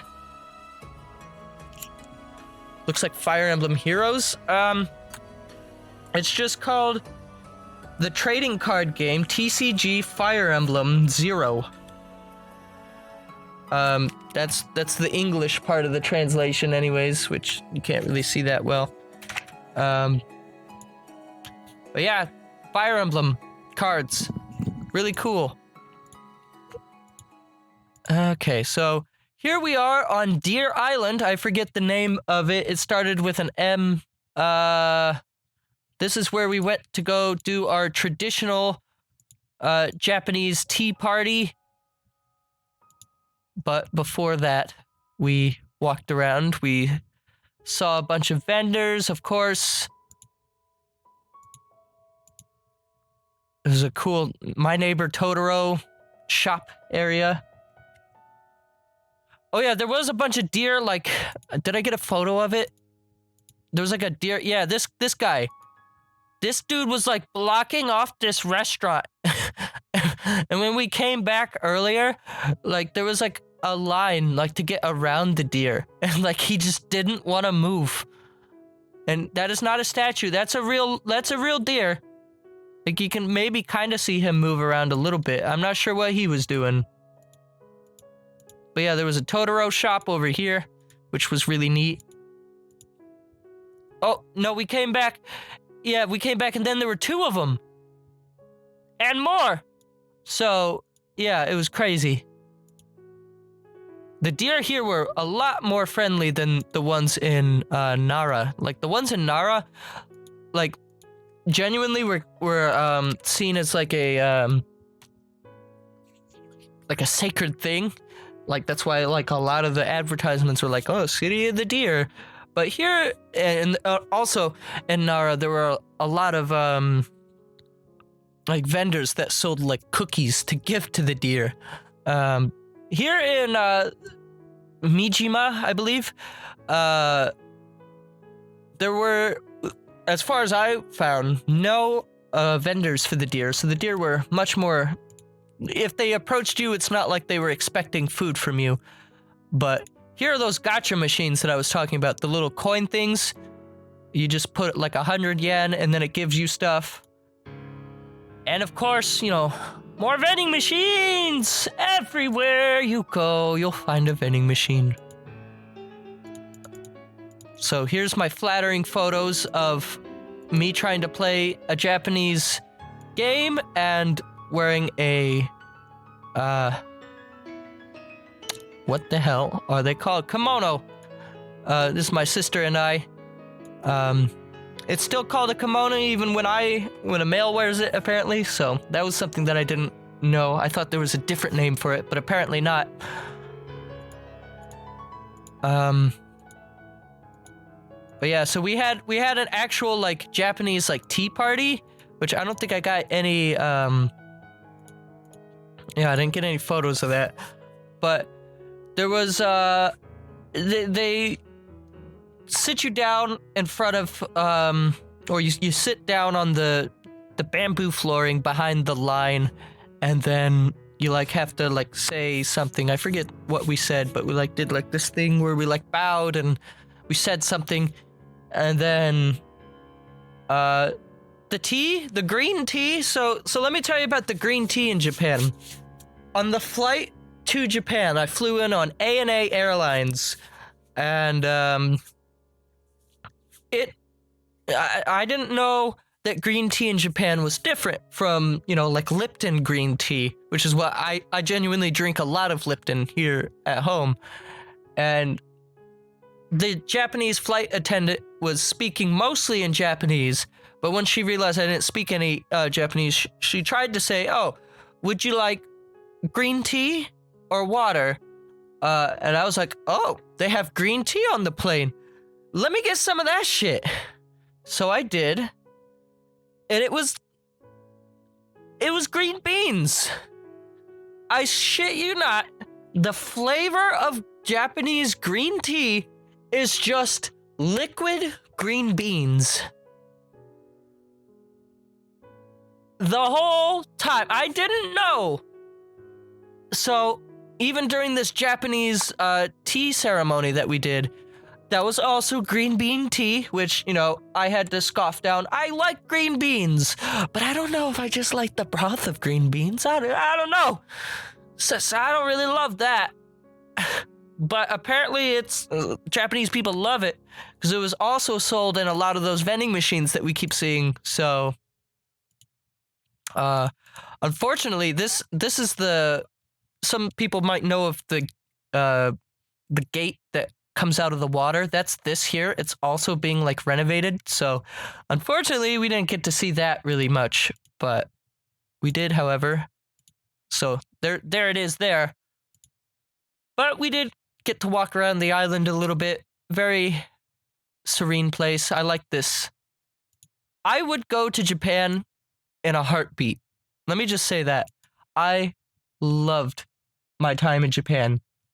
Like, any opportunity, even if it's just for a day, like a business travel, like just go do some corporate shit for a day and then like maybe get like a few hours to just do shit. I would love to go back to Japan in a heartbeat.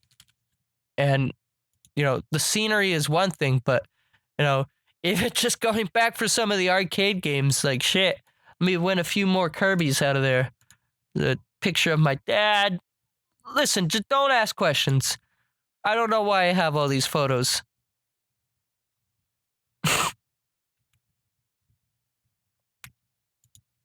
I think the only thing that I dislike Japan is that it isn't the most family-friendly place in the world. What do you mean by that, Majora? Like, I didn't see, like, a lot of, like, crude places. There were a few, like, oh, shit. Like, I went into a 7-Eleven and there was a magazine of a girl, like, lifting up her dress showing her underwear, which, that was a little risque for me. But that was few and far between. Like, I guess a lot of it is, like... I guess Japan just sees that stuff differently and like sees it as less of a problem. They just see more violence as a problem more than whatever you want to call that. I don't know. I'm indifferent to it. It's not like I was like, ooh, underwear magazine, oh, or like, boobies, ooh, you know. Usually, if I wanted to see that stuff, I could just go to, you know, www.google.com/incognito mode and, you know, find whatever I want.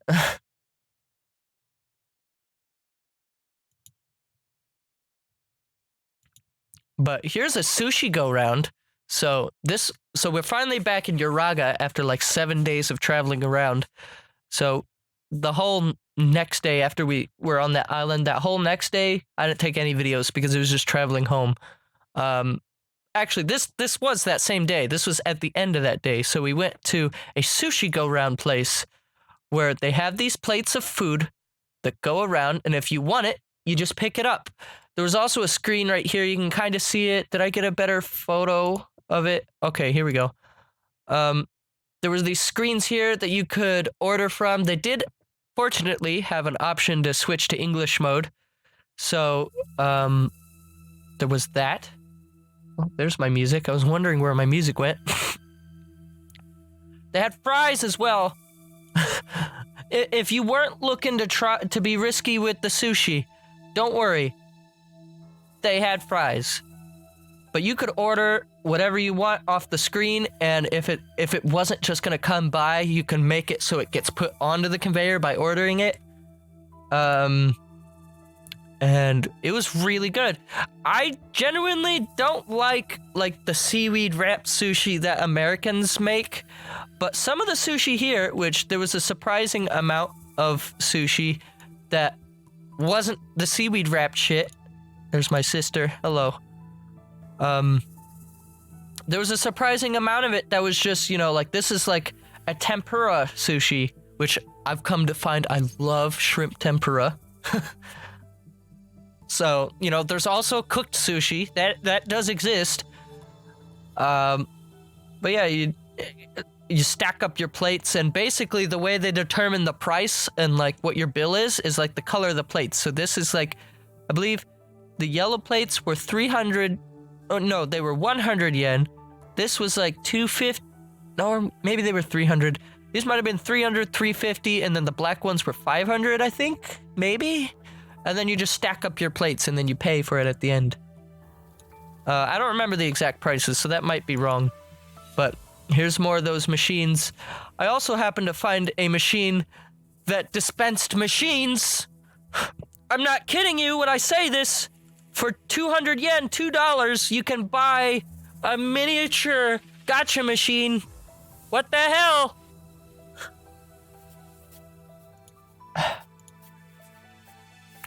But here's that same Uraga station. And this was when we went to Yokosuka. So the reason I was able to go to Japan, the reason why any of this was able to work out in the first place, for those who don't know, is my let me try that again. My sister is actually enrolled with the U.S. Navy. She is on board Fleet 76. It's an aircraft carrier, and the USS Ronald Reagan. So on this day, we decided to actually visit her base, which we didn't. I actually was restricted from taking photos in a lot of places. However, I did manage to get a picture of her ship here. This is the aircraft carrier itself. Here's the inside of the ship. We got to tour a little bit of it. Not a whole bunch. This is like the cafeteria area. And here's like the flight deck. So that was kind of cool. I personally am not like super into like a lot of like military stuff. So a lot of this stuff was like first time seeing it for me. Hang on, I gotta blow my nose again.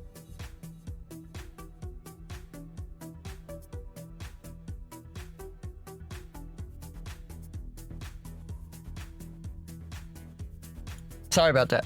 So yeah, a lot of this stuff was first time seeing it for me, but you know, it had just rained earlier too, so that's why everything was all wet, and you can barely see Mount Fuji over there.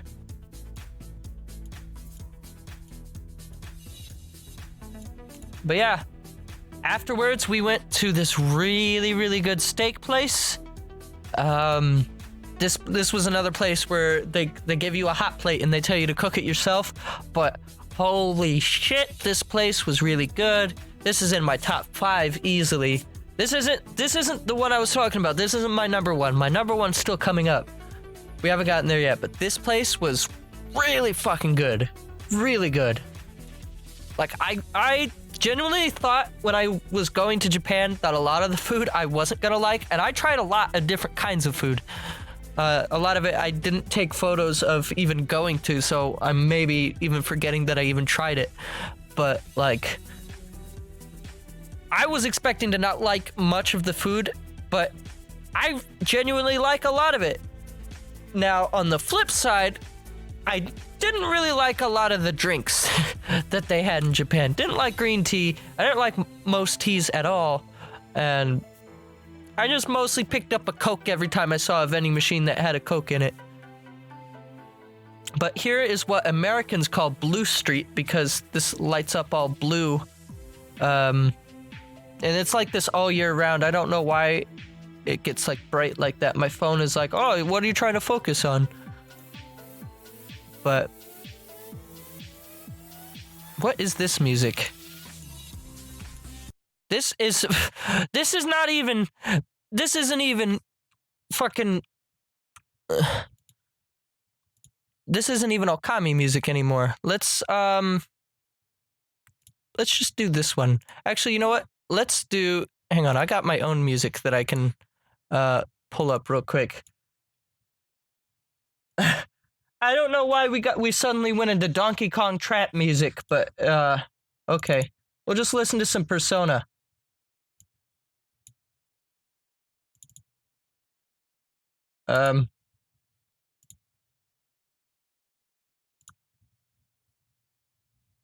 Okay. Okay. Onward.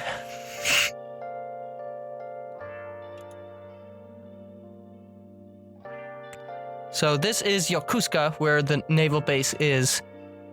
Oh, excellent frame. Good floor video, excellent, of course. Sideways video. Okay, this was something else. So here's us going back to Shibuya. Just to show you guys, look at how less crowded Shibuya is when people aren't on vacation. Look, you can actually see the other side of the road. Compared to that from earlier, like, hang on. Let me pull that back up. Where was that at? Hang on. Like, holy shit. Let me show you guys just a comparison of my other video once again. Where's that at? Here it is. So here's the Shibuya video. Look at how crowded this is. People going from station to station. Look at the other side of the road. Compare that to this. And you'll see, like, holy shit. It's much less crowded today.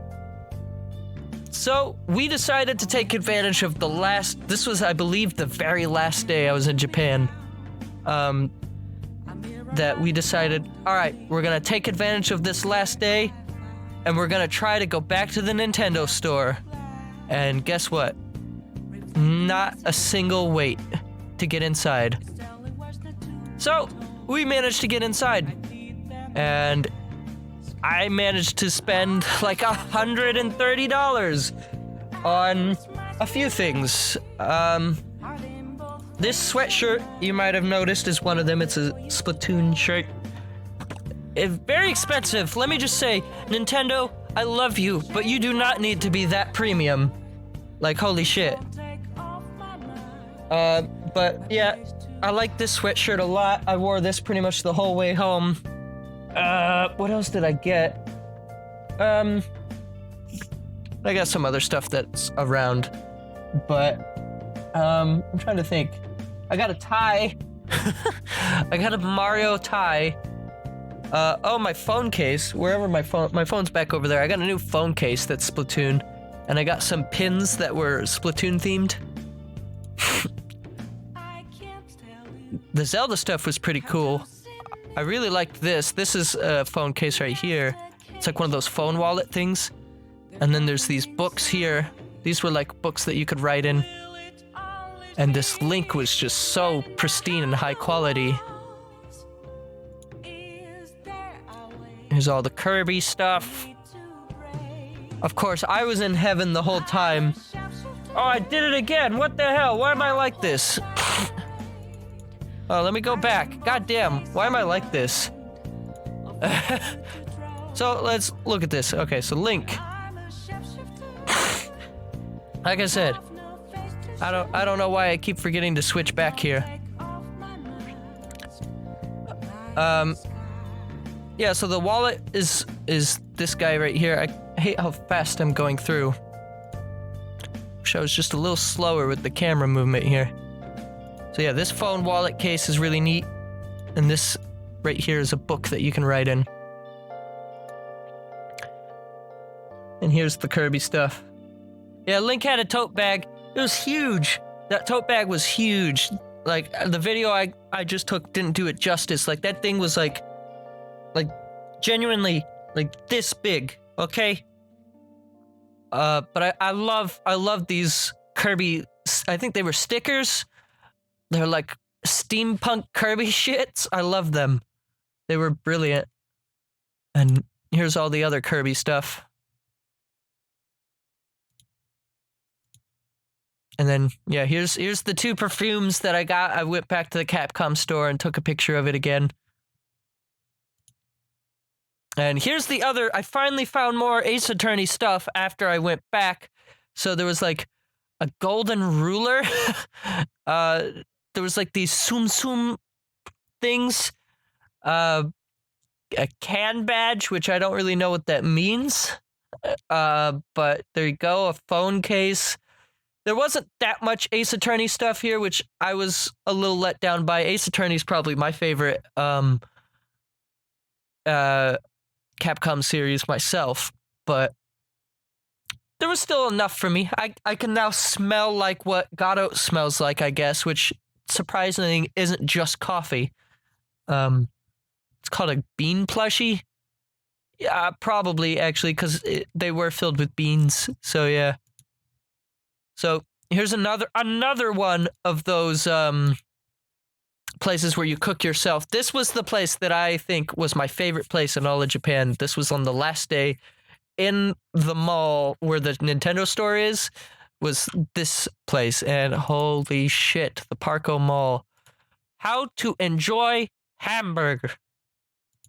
And it was enjoy. They showed you how to cook it because you have to use like metal chopsticks instead of using your regular ones, unless you wish to die of salmonella. Simon Mandela, that's there. Then we walked around for a bit. We saw, I like this building. This building was cool. This was another mall. We didn't go inside of it, but the Tokyo Plaza. Tokyo. It's a cool looking building. I like the entrance area a lot. I wish we would have gone inside, but we were actually on our way to this place, the Sea Otter Cafe, and there are a lot of these animal cafes all over the place. We tried to go to the Kirby Cafe, but that was all booked of reservations, so we could never go to there. But we did, however, go here to the Sea Otter Cafe, and you basically feed sea otters and eat and, drink coffee. Coffee! Believably so, Kirby is the most popular franchise in Japan. I mean, that would explain why he was everywhere in arcades. I could believe it. But, yeah, so these are squirrels. These are Japanese squirrels rolling and doing what they do, I guess, to get you to feed them. Being cute, being kawaii. Sea otters running through. My sister was going crazy here. They also had chinchillas as well, as you can see, which I had never seen these things in person before, but there they are. There's a chinchilla. There's a chalupa.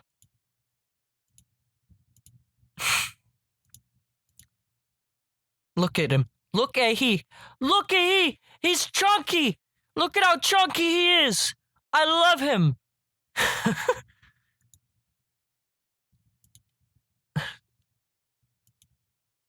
Well, why are these squirrels meme animals though? Can you explain that to me, Froze? Oh, while you're doing that, so there was this store that called itself the Chicago store, so we went inside and there were badges inside that said, "I've been to Nevada." Now I'd like to point something out. Chicago is in Illinois, on the complete opposite side of the United States. Yet, they were selling a badge here that says, "I've been to Nevada," which isn't even true if you bought it from here. Not necessarily, anyways. It's that meme where the squirrel turns around and it's on a game show. Oh, yeah. The da da da. Yeah, okay. So, yeah, there was like a GMC badge.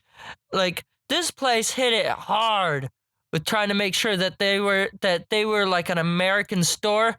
Like, they had American flag pins.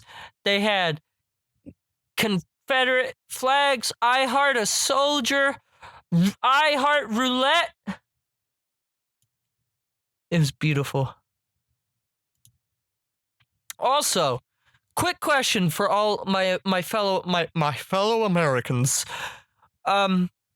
How many Americans have a denim Wheel of Fortune shirt?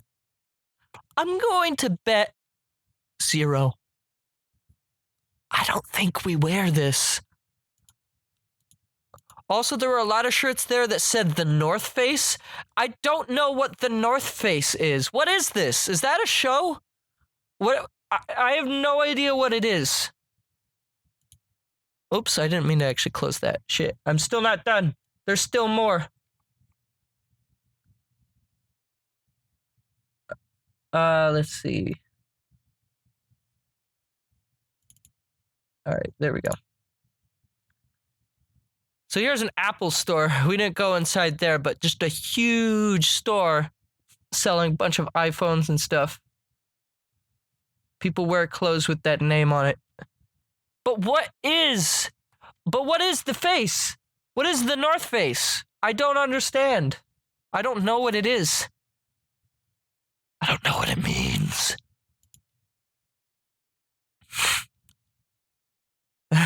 I have no idea either. So here's Akihabara. So at the very end of the day, we went to Akihabara, which this is the place that you go if you are a weeb or big gamer and you really want to, take place in all of the gamer stuff. So they have the Square Enix Cafe here, but of course, what you're really looking for is, this stuff over here. Yeah, there it is. There it is. Anime was everywhere. There was gamers. There was Miku statue. I did get a picture of it, except it's upside down for some reason. There you go. Miku statue. There were the gacha machines were literally lining the streets here. Like, I'm not kidding when I say these things were everywhere. And we went to a retro game store in Akihabara. That was the main thing that my sister and I were going here for. And we saw Mario. We saw Fox McCloud taken blurly. We saw Japanese copy of Majora's Mask being sold for like less than $20, which was really cheap. But of course, what I was after, Mother 3. Motherfucking 3. And guess what? It's over there. But I bought it. This one right here. 3,000 or 4,378 yen. Compared to like, $238 to import it from Japan. So this was like behind like a glass barricade. They knew how rare this was, and this was their only copy of Mother 3 that was here. But it was really good. I am very happy that I own it, even if I can't play it. Like, it's really cool to just have it, I think. Here's a Japanese copy of Melee, which was Super Smash Brothers something DX. I don't remember what the actual Japanese subtitle is. Kind of expensive, like $30, but it also came with its box, so I guess that comes with a little bit more value. There's that Majora's Mask again. It's like, less than $20. Smash Bros was here as well. For like, this was more than Mother 3 for some reason, but I guess it's probably because it came with its box. But the original Smash, I did not buy that. The only game I bought here was Mother 3. I was gonna buy more, but I needed to start budgeting. But they had an ad for Majora's Mask here.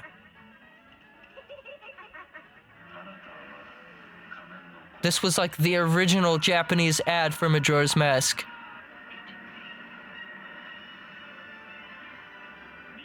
Majorpo's Maestro.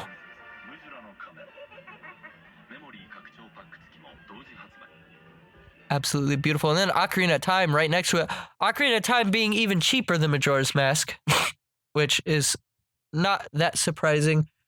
I didn't see this actually until just now, but apparently Smash was right here without the box for $23.28. So I guess maybe, yeah, the markup was just because it had the box. So that makes sense. This was a buck, that screen. I don't know what the hell this was. The store was called the Potato Store, so that makes sense. But they replaced, like, Captain Falcon with Miyamoto. This is a bullshit roster, I just gotta say. Luigi is whatever that is, and they did... Who's this missing? Who's missing here on the Smash roster? Is this... That's Fox, right? Yeah, Fox isn't here. What the hell? And then they had T-posing Luigi. I'm not sure why, but he was T-posing. And this was like the stairway, because this store had multiple levels to it. So they had like Simon taking up the whole staircase here, which that was pretty cool. I also met the Colonel himself, Colonel Sanders. I managed to get engaged. We're happily married, and you know, that's finger licking good right there.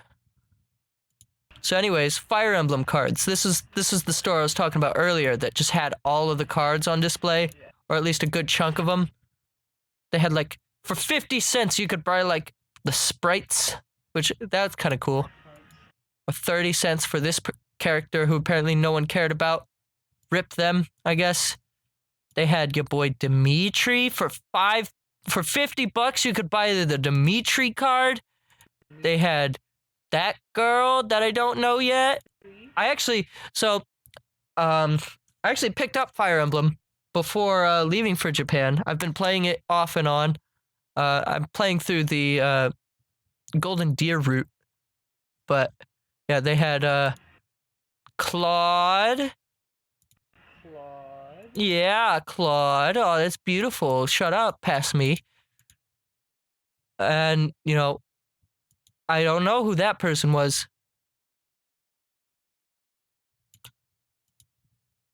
But yeah, like, these cards, some of these cards were really expensive, though.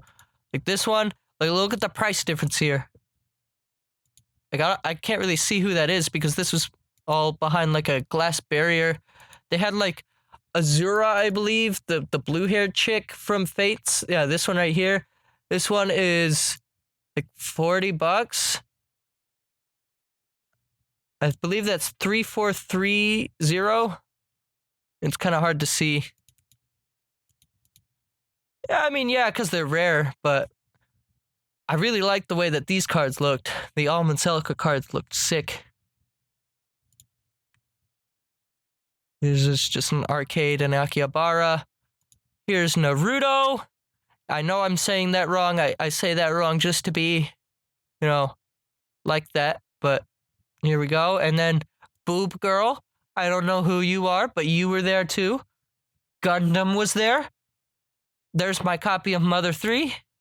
There was a flat image of a girl taken from my sister's panoramic shots, and that's it. That's everything. That's all the photos, that's all the everything.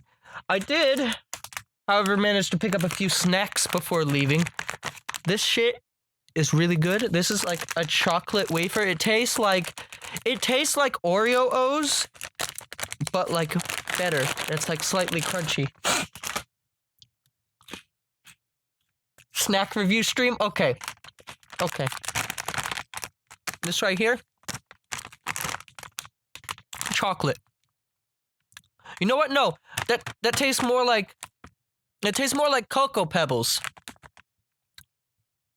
Like the chocolate ball cereal. Is that what it's called? Cocoa Pebbles? I think so. That's what this shit tastes like. Really good. Really good right here. Right here, we got chicken flavored Cheetos. Fried chicken, mind you. These are fried chicken Cheetos. Reese's? No, it doesn't taste like Reese's Puff. These are fried chicken Cheetos right here. Swear to God, tastes just like KFC. I'm not kidding. It's supposed to apparently be spicy as well, because Chester's holding up a pepper here. I don't taste the spice. It doesn't taste like spicy chicken. but it just tastes like fried chicken. I don't know how, but it tastes like fried chicken. What else did I get? These snacks are really good as well. These are like hot fries. I give the chickens a 9 out of 10. I give the chocolates a 8.5 out of 10. These boys, 10 out of 10. These are like hot fries. They're so good. I wish I could share just so you could be like here. Because I did that when I got home. I was like, my step siblings were over and I was like, you guys gotta try this shit. It was really good. I also got this stuff. I've obliterated the wrapper, but I don't know what this stuff is, but it's like a chewy, like, gum almost. But it's not gum because it doesn't chew forever. But it's like a Laffy Taffy almost. Do I know about Oddity? I don't know what that is, no. But they're also juicy when you bite into them. These things are so good. What's Oddity?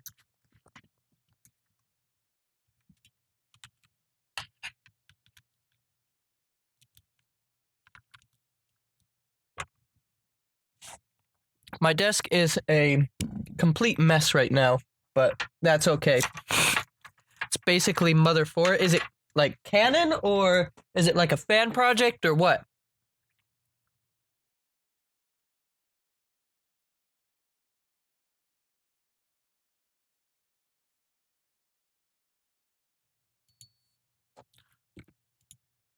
Why has my music stopped? I guess I accidentally closed the tab to the Persona music. Supposed to keep playing, but it just didn't.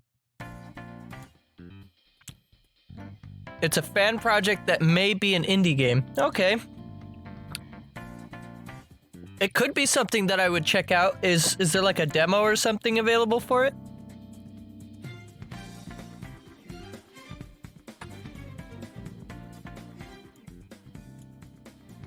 If there's a demo, I would probably definitely check that out.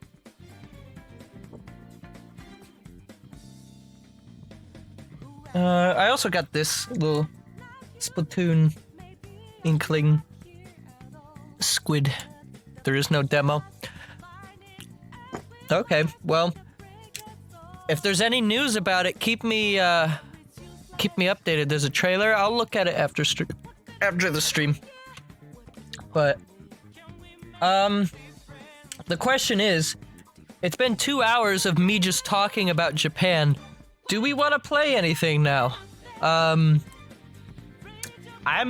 got nothing going on all night, as far as I can tell. Let me just verify that real quick. There was one friend that might have been meeting up with me, but I think he said no. So do we want to play anything? We could do like Smash, Fire Emblem? You want me to do like a one-off stream of Fire Emblem? I could do that. I'm like 10 hours into the game already is the thing, so it wouldn't be a full series. I also played through an entire playthrough of Shovel Knight King of Cards while I was in Japan. I loved King of Cards. Holy shit. It was so good. I think that's my favorite of the Shovel Knight campaigns.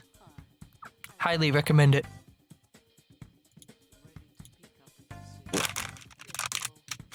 Yeah, Shovel Knight is incredible. I also started a playthrough of the original Shovel Knight because I have the treasure trove on Switch. And the original Shovel Knight is good. I like it still, but King of Cards is like really good. I love the movement. Did I go into the crater with a trouplefish? You mean like the fairy thing? Yeah, I did that in King of Cards.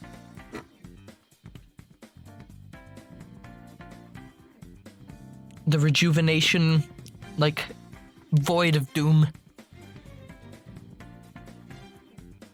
I picked the Troupple King as my fairy god, cause he is my king.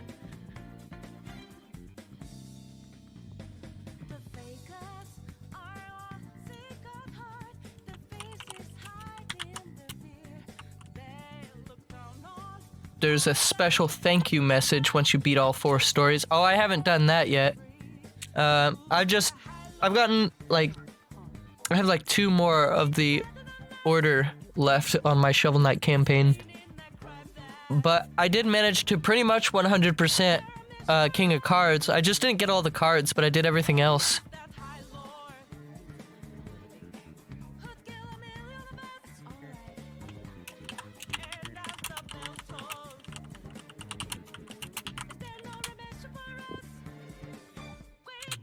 It gives off the idea of a sequel. That sounds good. I would love like a whole like Shovel Knight sequel, but I think what I want to see, maybe this is just me, but out of the Yacht Club developers, I kind of want to see them tackle something new. I do love Shovel Knight a lot, but I think if they do like a whole new, maybe even if it is still Shovel Knight, but maybe not like a 2D platformer, maybe. I don't know. I need to put these snacks away from me. I don't like eating on stream. But they're so addicting! I've been eyeing them this whole time. So. But, Shovel Knight Dig? I don't know what that is. What's Shovel Knight Dig? Hang on.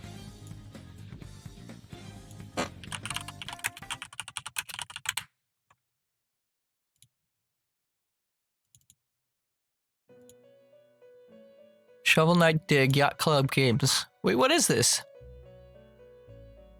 Very proud to announce Shovel Knight Dig, the newest project from Yacht Club Games, is a joint development between Nitrom and Yacht Clubs. It's been in development. Oh. It's like 16-bit Shovel Knight. Huh. Yeah, I don't know what this is, but visually it looks pretty good. No, I never heard about it until just now.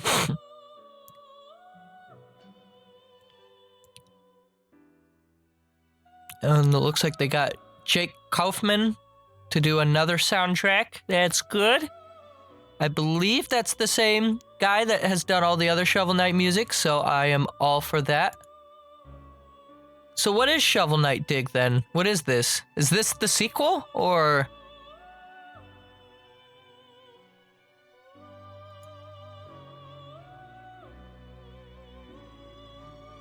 We already have Spore Knight confirmed. We're not sure yet. Okay. Well, this looks really good, just looking at some of the pixel art for this. But yeah. It was just Fire Emblem and Shovel Knight. Those were the only 2 things that I played in Japan. A little bit of Smash here and there on the train, but... They announced it in November. Right over my head. Completely missed that.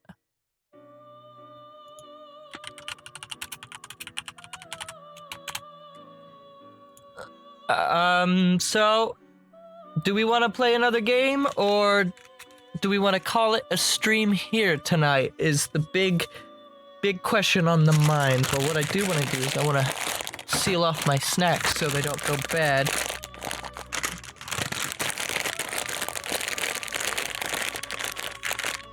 Yeah, I don't know why, but I completely missed the memo on that announcement on Shovel Knight.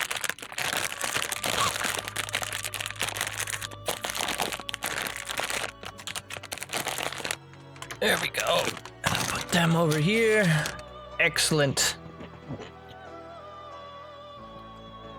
Well, I think what I'm gonna end up doing is I'll play a little bit of Fire Emblem, maybe like an hour or 2, and then after that we'll just call it a stream from there. I am gonna take a quick AFK just to clear my sinuses, and you know, maybe I should get like a dehumidifier or something for down here, because it's just really stuffy really quickly down here, and I don't know why.